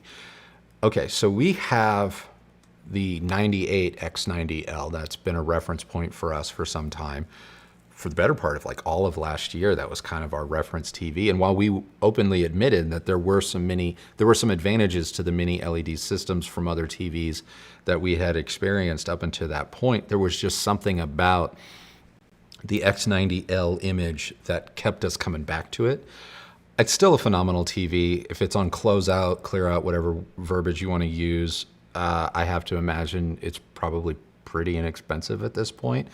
So a good TV is a good TV.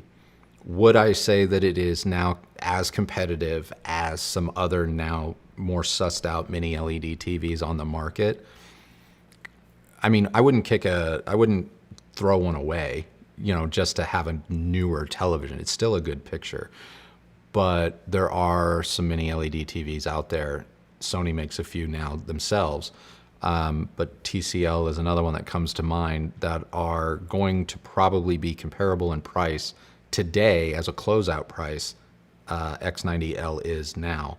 That will do some things that the X90L can't do, and do it at a high enough level that that TV is getting to a retirement stage in terms of like where things have gone now.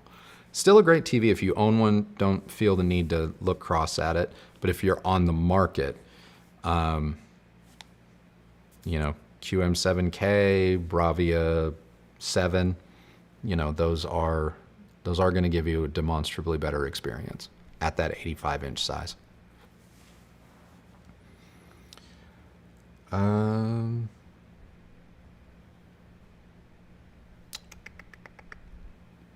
Let's see. Oh, here we go. For your next fantasy review, how about the Steinway Lingdorf Model D? 90s seem awesome. Hate their look. Wonder about other ultra high-end speakers. Okay. Ricardo, allow me to Google which Steinway Lingdorf this is. Steinway Lingdorf Model D. Well, right here, Google results, quote, the world's finest full range floor standing speaker.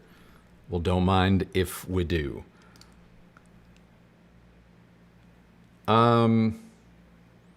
Well, this is the first I'm seeing this picture of this product.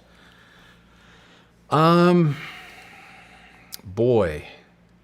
it looks impressive. It's definitely a statement. I guess you could argue this is an open baffle speaker.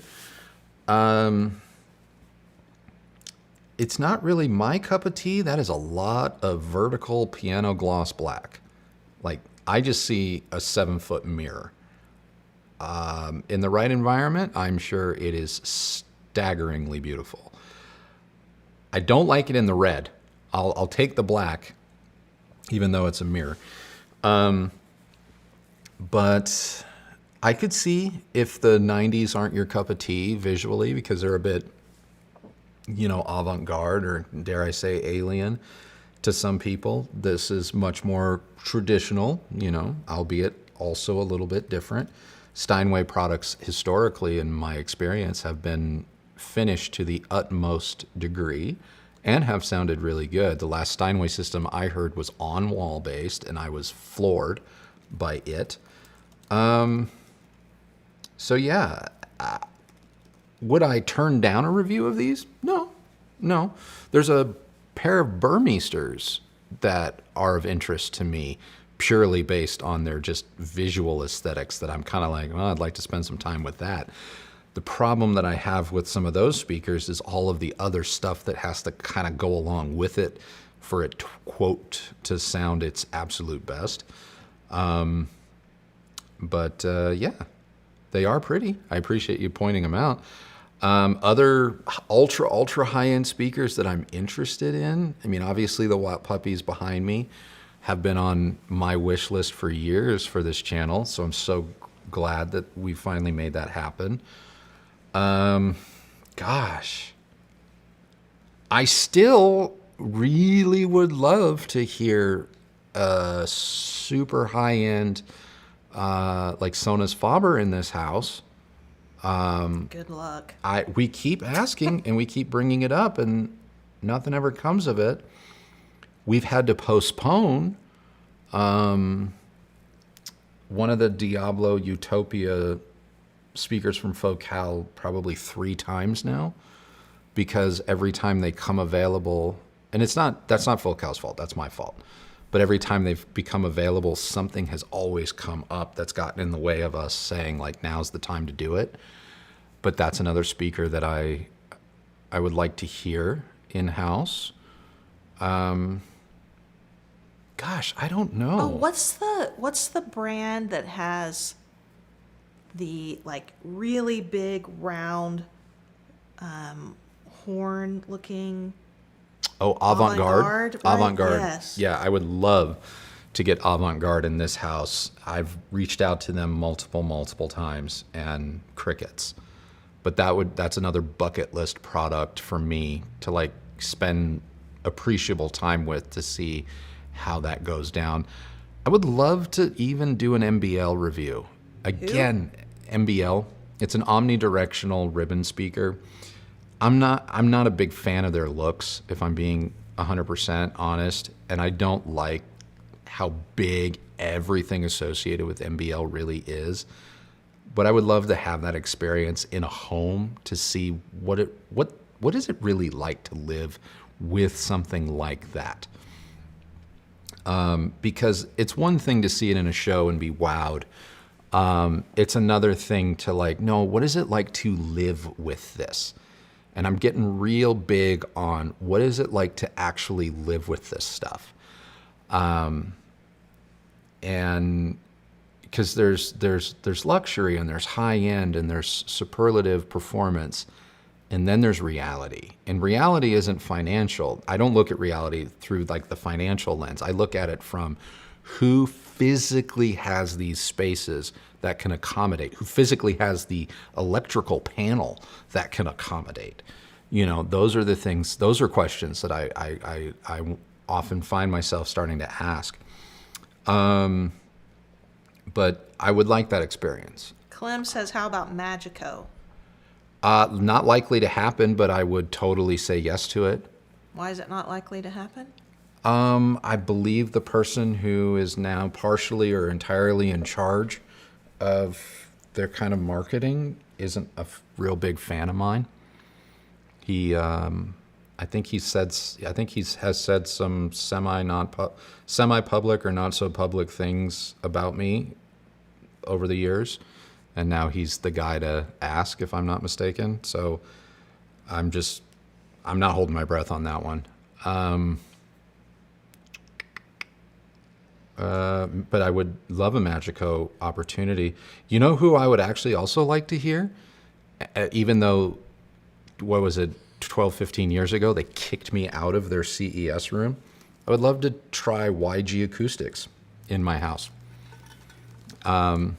Threw me out of their CES demo for requesting a song, but I would still like to hear their products because they're made in Colorado. It's a American-made company. YG Acoustics. Oh, okay. They make some really interesting stuff. Harbeth? I would love Harbeth. At one point, I think we requested Harbeth. Crickets, nothing. I know we have an opportunity with ATC. I just have to follow up. Like I said, there's been a lot of stuff going on lately.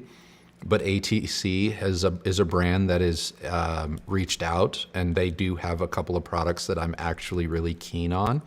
So ATC would be one that you might see sooner than later. Someone was Andrew, were you acting a fool?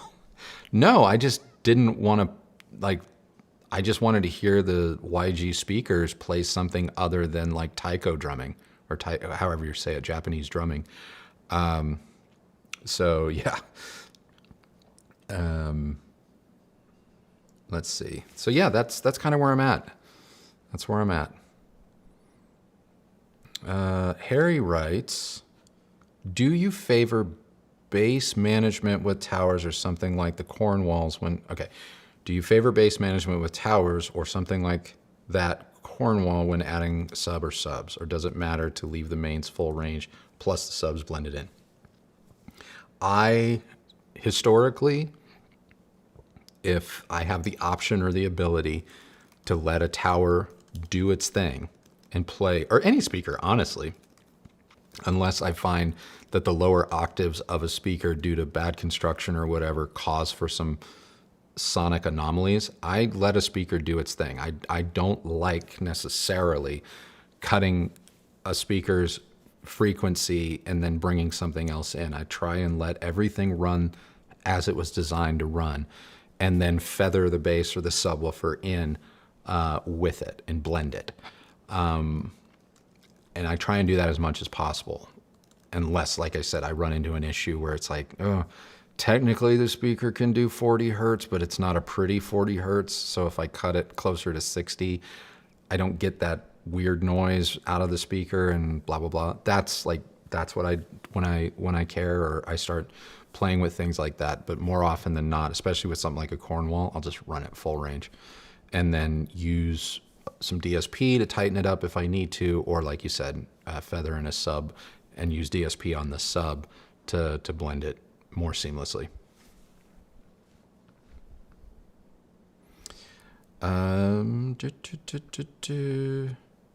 Yeah, all the audio demos playing a single instrument are so boring.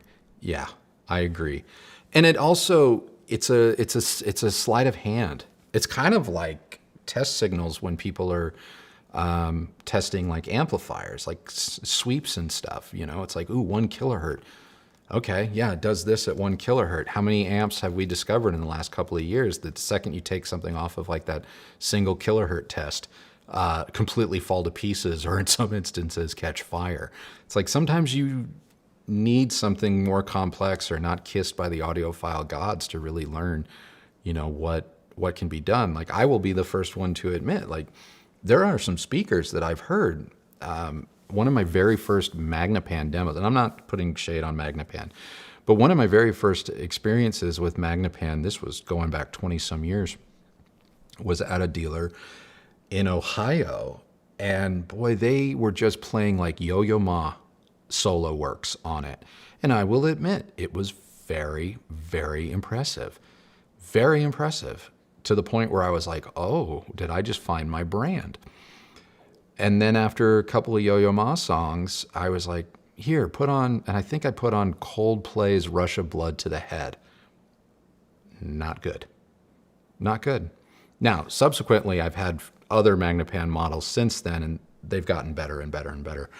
But yeah, it's, you can kind of mask a lot with simple, and while you can revel in the dynamics and the recording quality of something,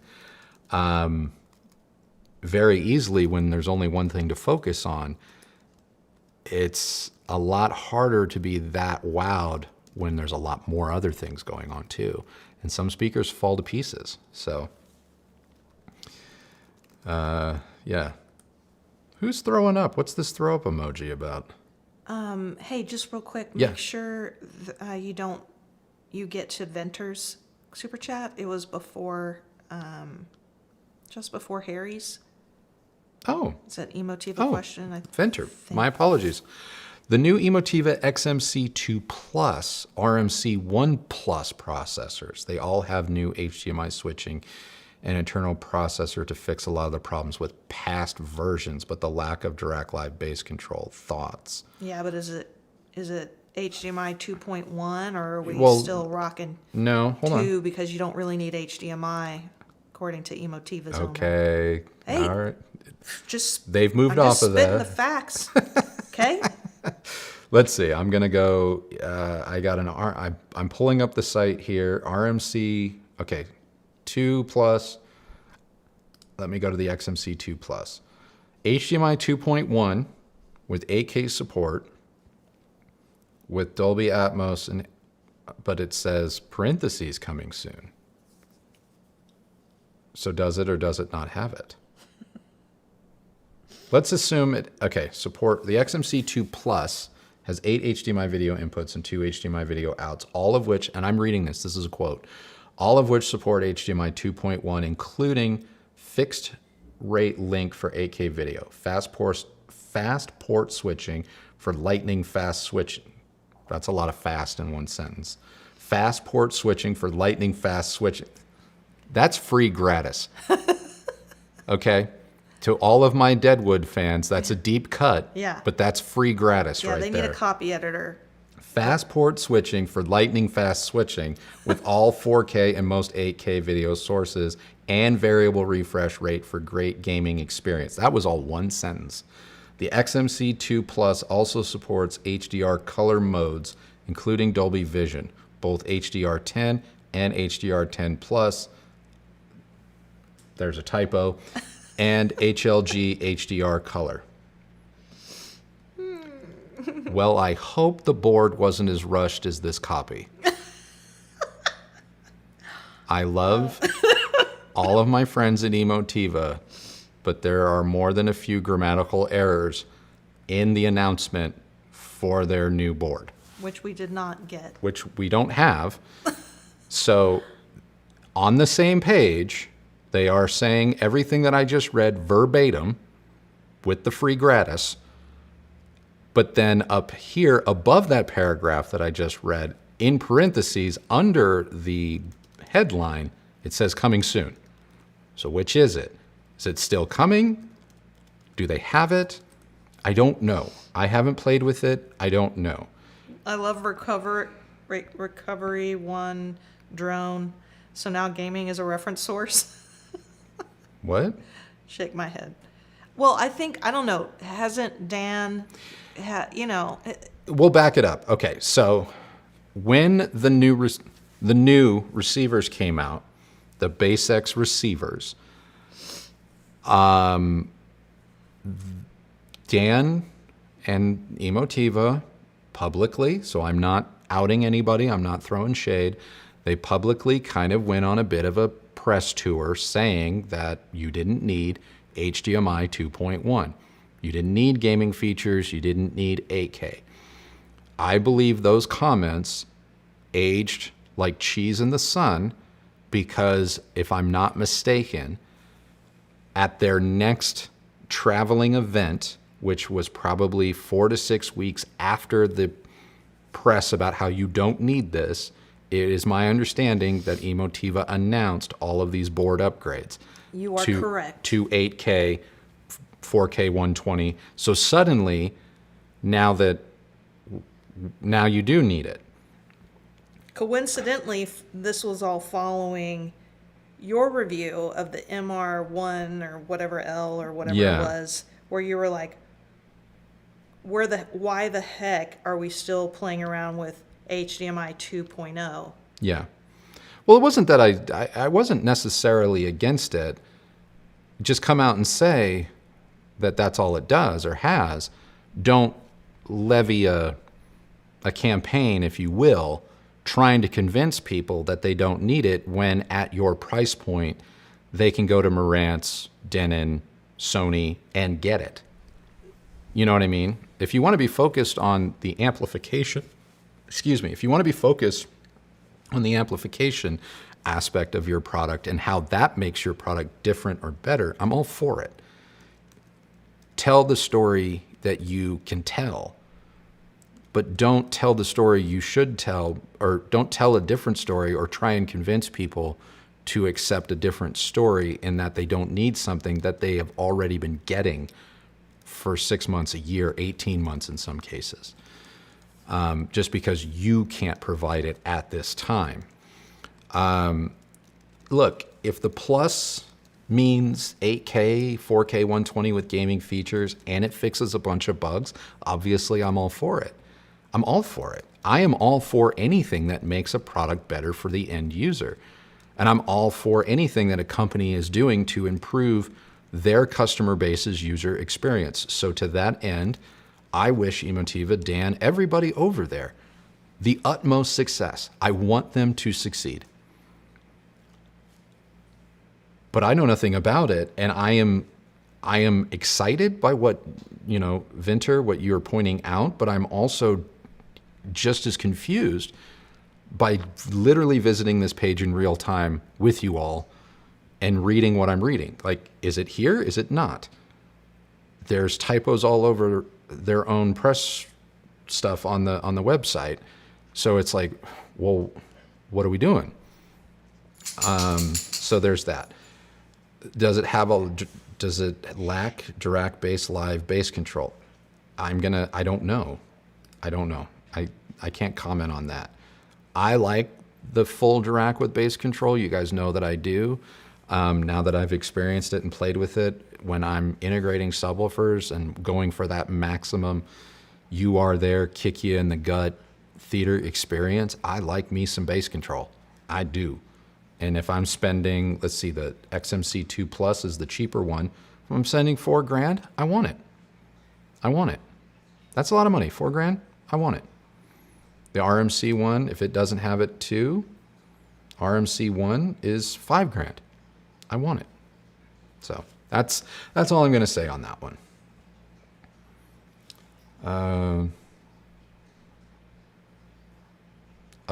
Is someone getting into Sandy Jenkins?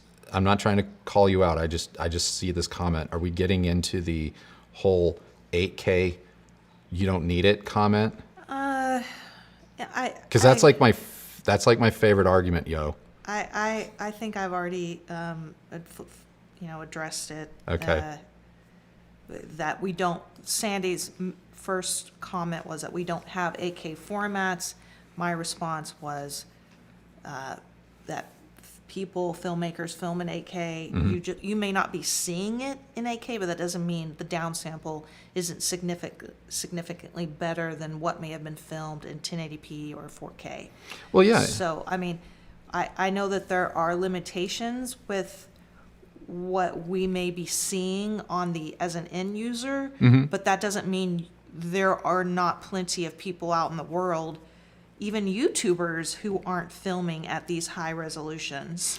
A perfect anecdotal little side story. The other day, a viewer, forgive me if I don't remember exactly which viewer, but left a comment on, I believe it was the Astra video, may have been the LG video, saying that our A camera was looking incredibly more clear and sharp compared to some previous episodes. And they thought that I had switched to green screen filming. And I said, no, actually, that's not the case at all. But I film a camera at 6K. And I have since learned new workflows for my 6K post-production that have yielded demonstrably different and better results. Turns out, shooting 6K RAW, I was handling the RAW footage incorrectly for 8 months. I have since learned, based on, again, you just get better and you learn and you try and figure out new things. I learned some techniques and some new workflows from the manufacturer who makes the sensor in the camera that I use. And you are now seeing the benefits of that new education, that new knowledge. And as a result, while you're not watching it in 6K, you're watching it maybe in 4K, depending on your YouTube preferences. A lot of viewers probably still watching it in 1080p. It was still a noticeable improvement for people to point out and go, oh, wait a minute, like, what's this about? And my next camera, not that I'm on the market for a camera, I love the cameras that I use, but when it comes time to get a backup, or maybe, because we use our cameras every day, we put miles and work on these cameras. They do burn out, they fail. When it comes time to get a next one, my next camera is 12K. I already know what it is. It's a 12K IMAX sensor. Is that overkill for YouTube? You bet it is. You bet it is. But the latitude that affords me in post and from a color sampling, grading, contrast, all of these things, exposure, blah, blah, blah. All of the latitude that affords me, especially when we're filming things that are just black on black boxes, you need that data to really differentiate all of the information to make some of these very sterile blah products look remotely interesting on camera. And that's what some of this extra resolution and whatnot really does for people on my side of things. As the viewer, it does still make a difference, but you are right. You aren't technically seeing something in 8K, but from a capture perspective, it matters. It makes a big difference. Okay, Patrick, I know that you saw your question pop up on screen, and then we got side questioned. So, any plans to try the new La Scala's 12-inch woofer? Again, we were approached by Klipsch very early in the year to be among the first, if not the first, La Scala review. Due to family emergencies that you saw us deal with for months and months and months, that opportunity was put on hold. That opportunity has since been reignited, and I believe is in the works and will come to fruition sooner than later. I do not have the new La Scalas in-house, but Klipsch has given me a verbal commitment that they would like to pick up where that conversation left off and would like us to do a review. When that happens, I don't know, but it is in process. Okay, boy, I just got behind because side quests every time. The Marklar, hey Andrew, hope you're well. Currently shopping around for an end game, parentheses for him, amplifier for my Cabase Murano alto speakers. Sound profile kind of like KEF R3 Metas on steroids. Well, let's see. Let me Google machine it.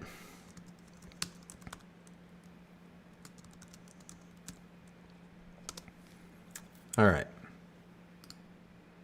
Oh, these are okay. Whenever I hear of that brand, I think of like the space age looking speakers, but these are a little bit more traditional. I like. Okay. Let's see. What are we dealing with here? Okay, cool. So we're looking at 89, 8 ohms, 3 ohms. Okay, not too bad. Endgame, top 3 picks. Endgame amp, top 3 picks. 10 grand or below. Sound kind of like KEF. The Technics R1000 would be on my list, and it would drive these just fine. It would be an exceptional investment. I mean, it would take you right to the top of your budget, but I really do believe that that amplifier is tremendous. I think it's excellent. The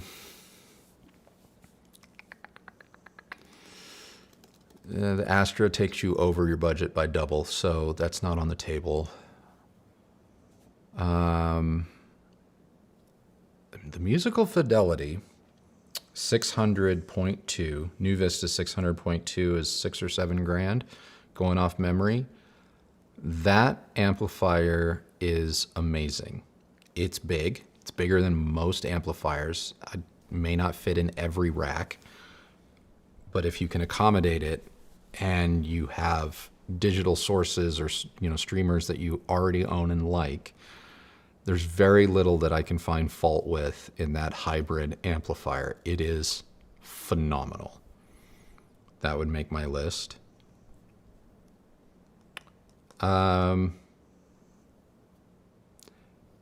You may be a candidate. That'd be over 10. Damn it. I was going to say you may be a candidate for the pairing I put together on Sunday's video, but it would take you over 10.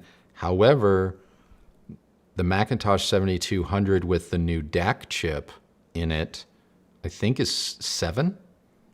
That will drive everything just as well. That's a great piece. A couple of people are suggesting Michi, but I would go with Rotel over a Michi. I mean, Michi's made by Rotel. Michi's going to be nicer looking, but in our head-to-head experience with the 1592 Mark II versus their lower end Michi, what was it, the M? I don't remember. I don't remember what it was. We didn't have the 500 water. We had the 250 water, I think it was, or 200. They were so close that unless the aesthetics absolutely matter for you, save your money and do the Rotel 1592 Mark II. I would look at the older DVLA.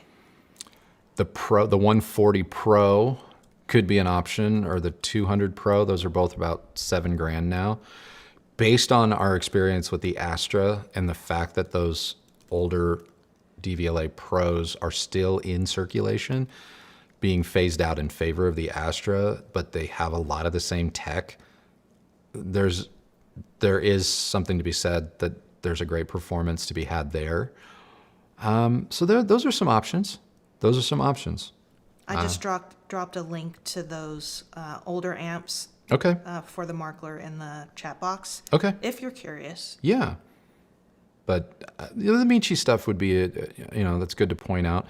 I've heard, historically, I've been a big fan of Mark Levinson Integrateds. Admittedly, it's been a long time since I've heard those, but they do have two new-ish. I'm not going to say new, like they came out like 60 days ago or whatever, but I think they've come out in the last year or so, and I've been wanting to get my hands on them.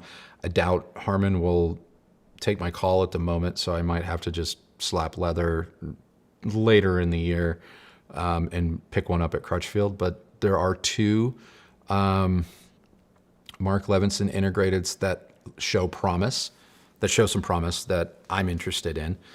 On the more affordable but still high performing side, I don't want to overlook it's older now, but the Parasound JC integrated. We had it back in Austin. Very solid performer. Ultimately preferred the Macintosh 7200 over it. But if I'm not mistaken, that Parasound can be had for around $3,000 now, or maybe less. I also like Arcam. We haven't heard a ton of their products, but that one stereo. I think he would need a slightly beefier one, in which case Arcam, they have the new beefier ones. We haven't heard them. But those could also be worth a look. So you got a lot of choices, Marklar. Pure, baby on the way. Congrats. My youngest brother just had a kid this week. Was that Wednesday or Thursday?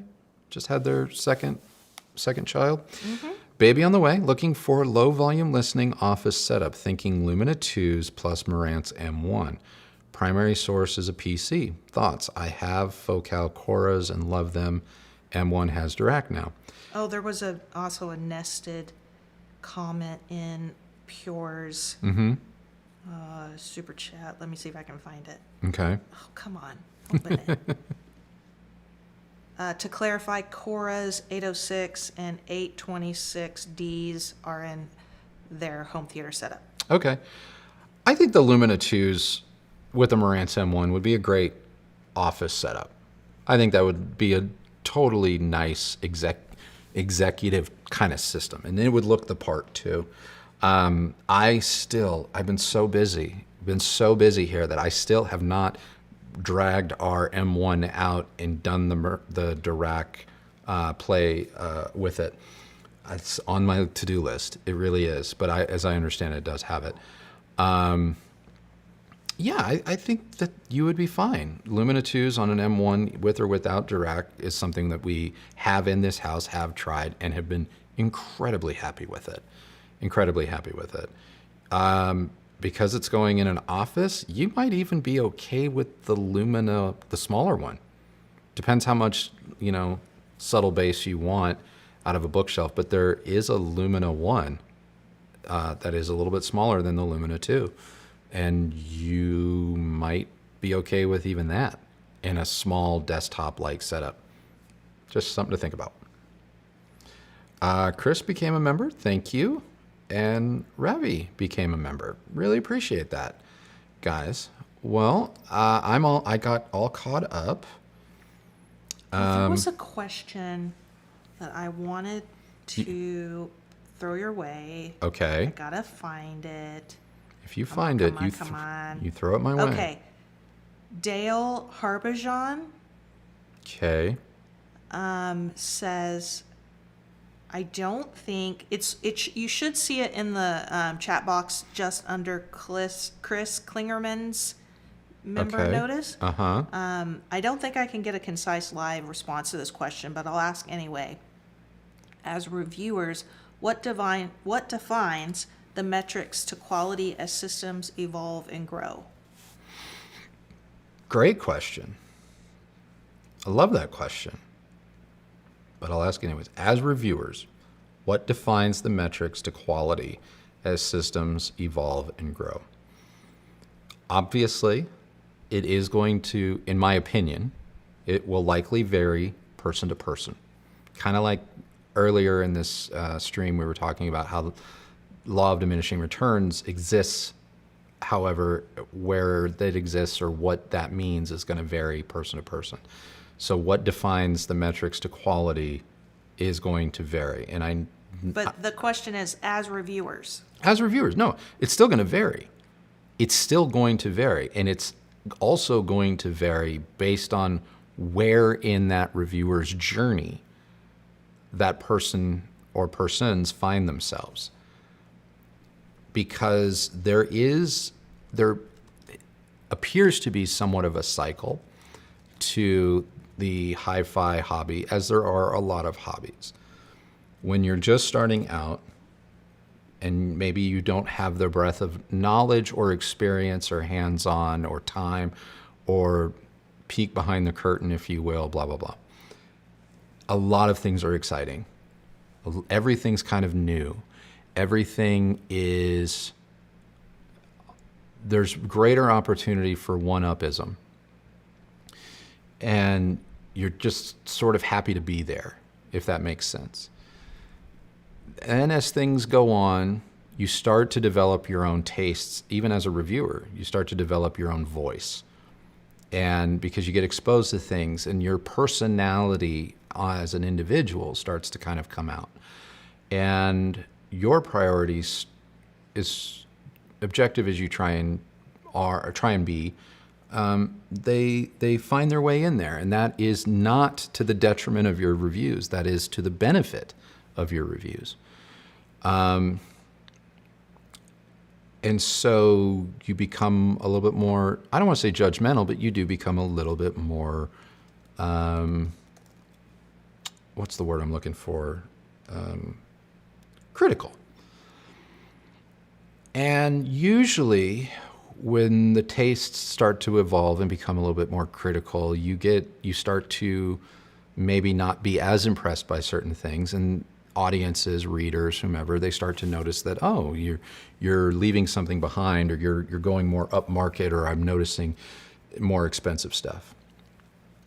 But inevitably I've also seen that people start to revolt against that. And so you go through like your adolescent phase where you're excited by everything, everything's new, everything's exciting. Then you're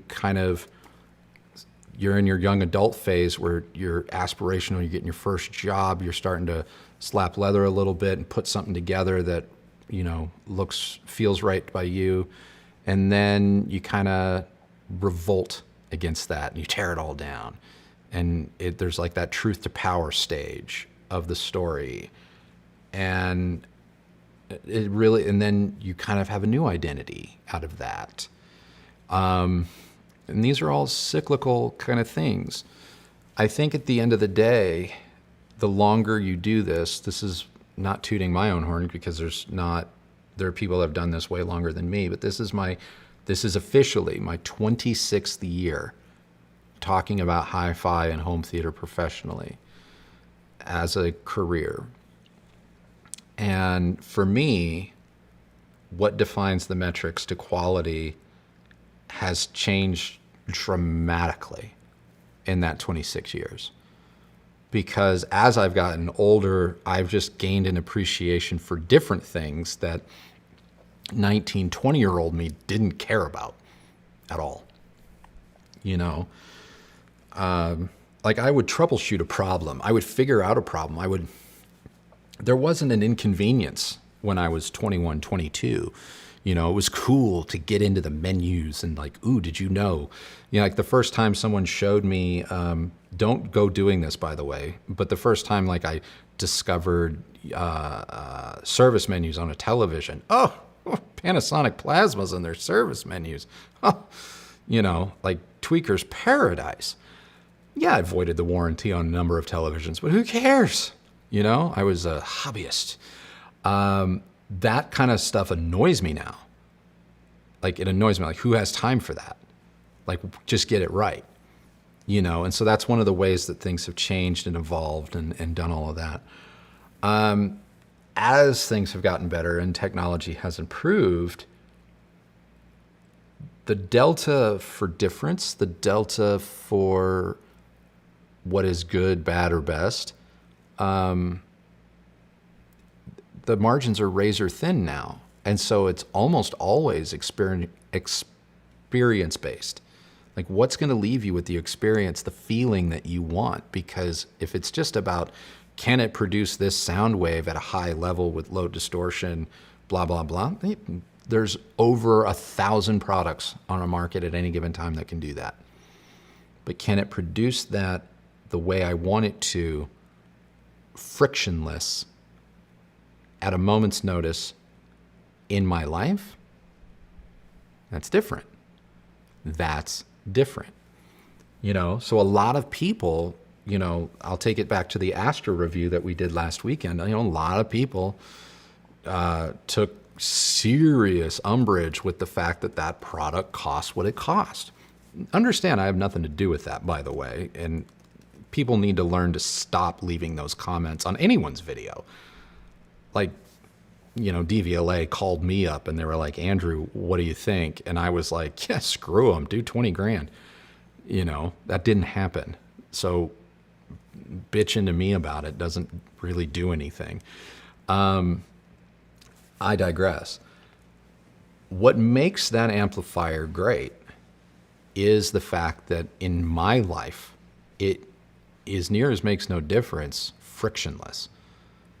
And if I'm going to go with a separate component-based system, what I mean by that is I have an amplifier, I have this, I have cables, I have speaker, basically anything that's not B&O.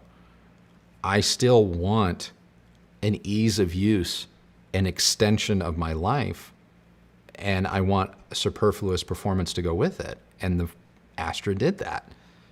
It got out of its own way and basically turned the Wilson Watt puppies, for lack of a better description, into the day-to-day livability of my Beolab 50s, if that makes sense. And to that end, that makes it great. Did it sound the same as Beolab 50? No, it's its own experience. But that also was one of the things that is to its strength. And people need to remember that. But if you're just one of these people that's a little bit more on the black and white side and you play everything by the numbers, metrics are really easy to hit. Let's just be real about it.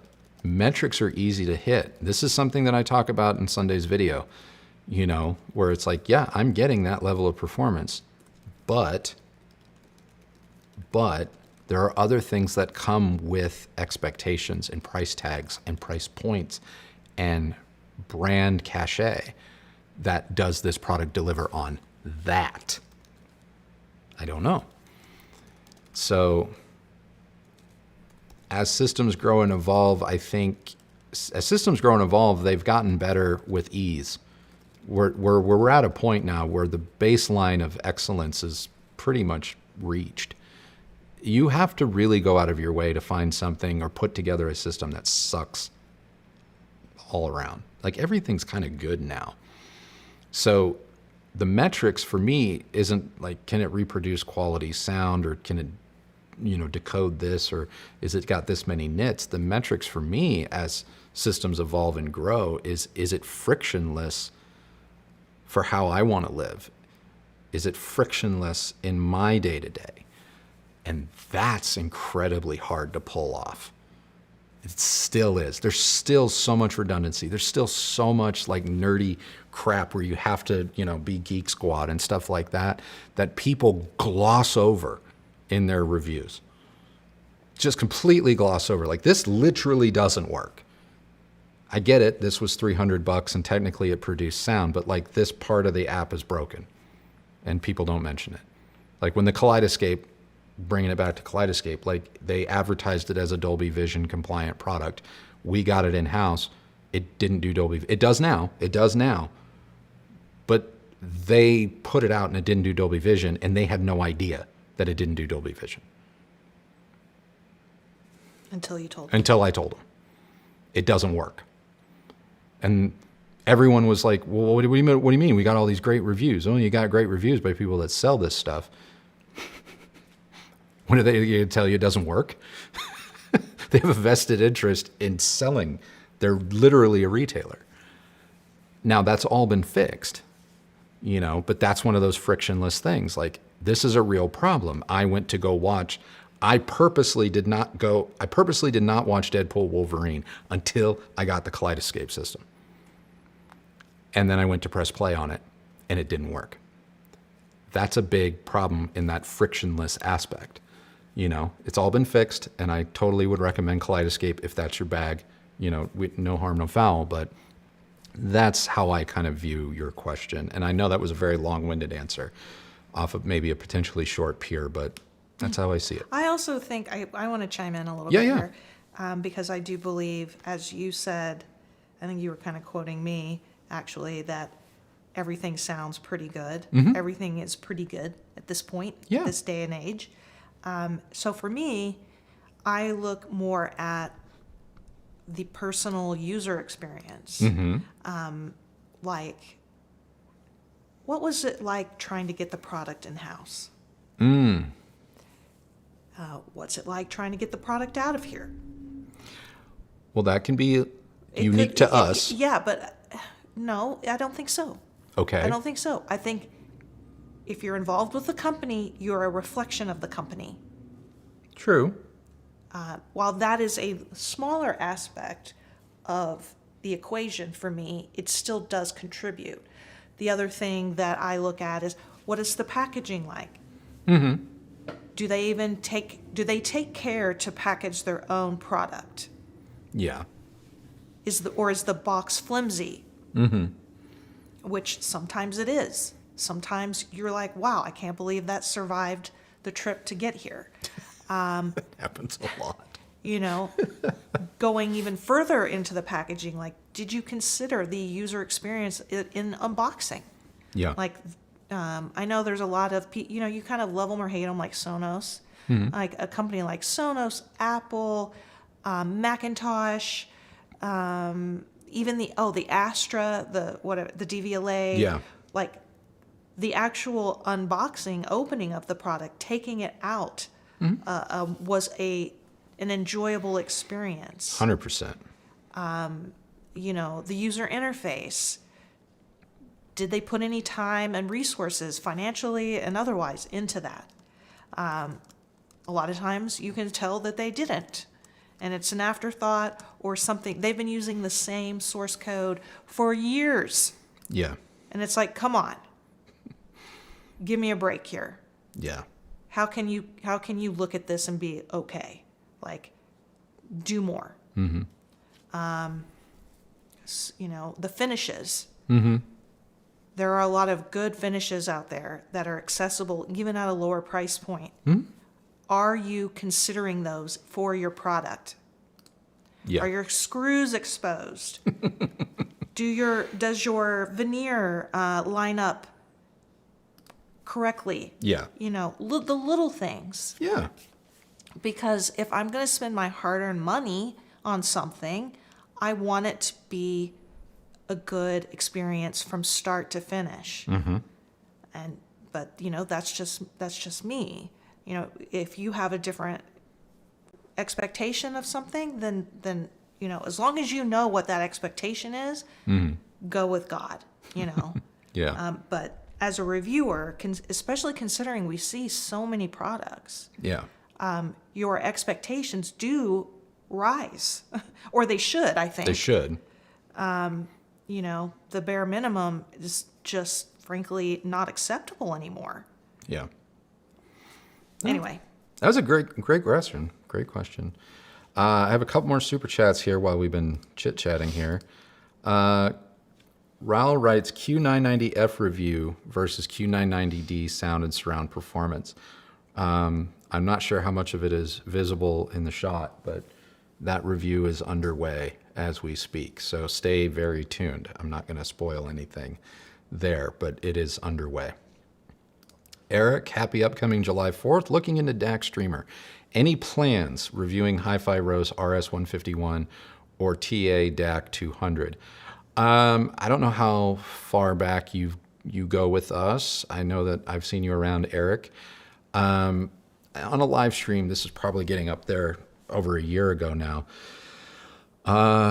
we publicly showed and made it known that we had been sent several Hi-Fi Rose streamers, and we were unable to get any of them to work.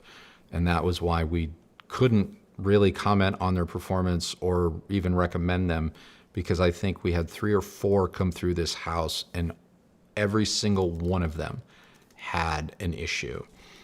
The last 3 outright not working at all, either due to broken screens upon arrival or software not letting them come out of Korean.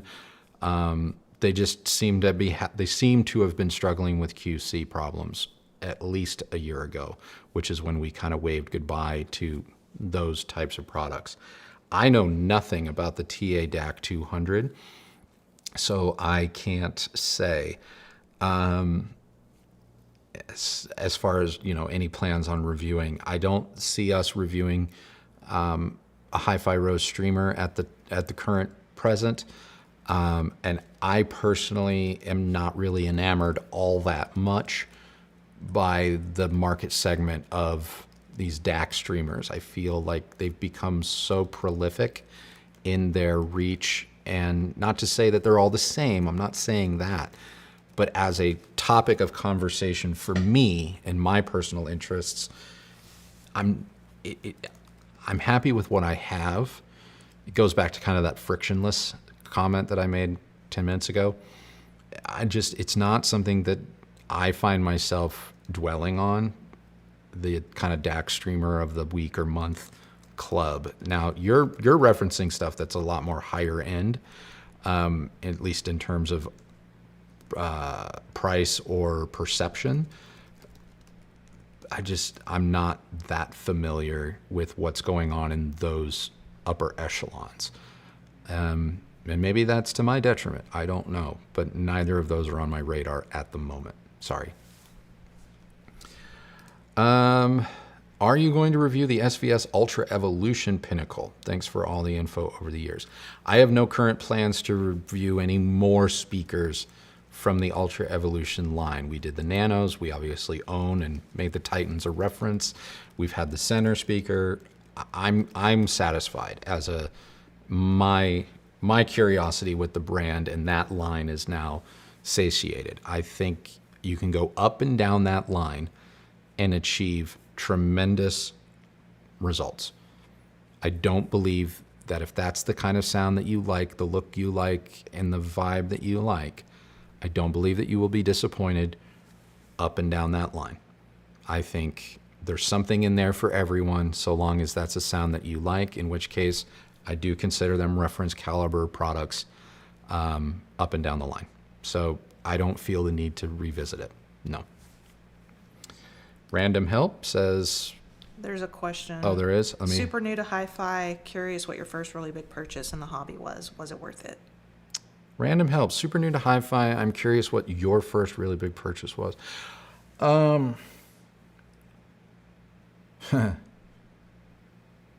My first, hand to heart, my first purchase in hi-fi was a pair of JBL G400 tower speakers that I bought with yard work money in 1995, 96. And it was a big deal for me. And I bought a Yamaha stereo receiver to go with it, to power it. And then I borrowed my mom's CD player. That was my first hi-fi system that I purchased with my own money. I want to say all in cost me maybe $1,000, and I didn't regret a dime of it. Now, my first audiophile purchase, okay, now I'm in it. I'm in the game. I'm not so much the mass market Best Buy guy. I'm going to a true hi-fi shop. Was Parasound preamp and amplifier separates. I bought those when I was my second attempt at college, so 99, 2000, and I put them on a credit card that the college just hooked me up. Well, they didn't hook me up with, but there was, Visa was there on orientation day, and they extended me a buttload of credit. And I honestly, hand to heart, I had never had a credit card up until that point. I had debit cards, so I had a checking account. I knew how money worked, right? But I never had a credit card. And so I walked into, what was that place called? Good Guys? Was it called Good Guys? And they're not in business anymore. Good Guys in Los Angeles. And I bought Parasound. And that purchase cost me $2,800, if I'm not mistaken. $2,800. And do I regret it? Sonically, living with it in my crap apartment, no, I don't regret it at all. I had the coolest stereo ever, and it sounded amazing. And it was Stereophile's recommended component of the year, so I felt validated. Do I regret putting it on a credit card? You bet, because I think at the end of the day, by the time all of that crap was paid off, I think I probably spent 10 grand on those because I was a moron. So yeah, there's two sides to that coin. Sonically, loved it. Financially, as a grown adult that understands how money works now, probably one of the dumbest purchases I could have ever made, but whatever. So yeah, I followed that up with another genius purchase, which I bought a pair of Martin Logan CLS2Zs floor models from Brooks Burdan Limited, using my student loan check. Yeah, that was dumb. That was dumb. Do I regret that? Again, no, and yeah. So yeah, that's kind of how I feel about it. Don't ever put something on credit. Like, this is a fun hobby. It's a great hobby. My entire financial world blew up in '08. I've been very open and honest about this. I lost everything in the housing crash and, moved into a trailer, and I've had to rebuild my life since, and I'm grateful. I'm at where I'm at now, and I credit, a lot of hardship and struggle and everything to get where I'm at. And I'm now able to reap the benefits of rebuilding all of that, and I'm grateful. But in losing everything and being in massive credit card debt throughout my 20s, I have developed kind of becoming I have credit cards and stuff now. You need to have them, but I treat them very differently, obviously. But I've kind of become my own little credit company, in that I call it the holding account. And people call them savings accounts or whatever, but holding is something where it's like you just hold something off to the side. Now, you're allowed to dip into it and all of that, because sometimes you run over your budget or whatnot. But if the holding account can't clear it, then I don't use a credit card, because I use a credit card, Amex, all the time, but then I only use it kind of like a debit card, and that's allowed my credit score to skyrocket. And it's also taught me financial responsibility. But I don't believe in debt financing hobbies, let alone hi-fi. If there's something that you want, save and get it when it makes sense. The deal will always be there. It really will. The deal will always be there. And I'm also a big fan of buy right and buy once. So while you may be able to scratch the itch and get something today, if you're going into that purchase and even 10% of it is like, hey, I'm going to do this today, but I know I'm going to upgrade, maybe it's not a good idea. Maybe just get the upgrade thing, because you're already thinking about the next thing. So wait. I preach that a lot too. So yeah, but that's the answer to the question. The fake KLG, Jesus Christ. Yeah, no, I learned a lot of lessons about credit cards. So Can BMW 702S3s be heard at 0 dB using Emotiva XPA amplifiers for movie watching? At reference volume? Like full tilt? Or I mean, full tilt could be like plus 10 or plus 15, depending on your whatever. I mean, can you do it? Yeah, you can do it. Will it be fatiguing? I have no idea. I can't answer that. I don't know what your room is like. I don't know what your listening habits are like. I also don't know what your hearing is like. I can't really listen to many speakers at full 0 dB reference volume, period. That's just too much sound pressure for me. But I also still can hear upwards of 18 kilohertz and a little bit higher. Now, to someone that can't, maybe they top out at 8 or 10, maybe it won't be as bothersome. Maybe they need that level to experience the subsonic sensation of what I can hear normally at 70 dB. I don't know. That is such a difficult question for me to answer for anyone, let alone you. I'm sorry. All right, guys. I think that is everything. I've caught up. We have been at this for 2.5 hours. 2.5 hours. Guys, it goes by so quick. I thank you. I thank you so much for always joining us on these. They're always a lot of fun. And yeah, I hope everyone's having a good Friday. Do you have anything to add, Christy? Nope. No? Okay. Just be good to each other. Be good to each other. Yeah, enjoy the rest of your day. And thank you for joining us today. And tune in on Sunday. I think it's a fun video. It took almost a full year to answer Sunday's question. If you know, you know, or when you watch it, you'll understand. But it took almost a full year to wrap this review up. So be sure to tune in on Sunday for that one. It's fun. Until then, guys, thank you so much for watching, and have a good rest of your day. Bye.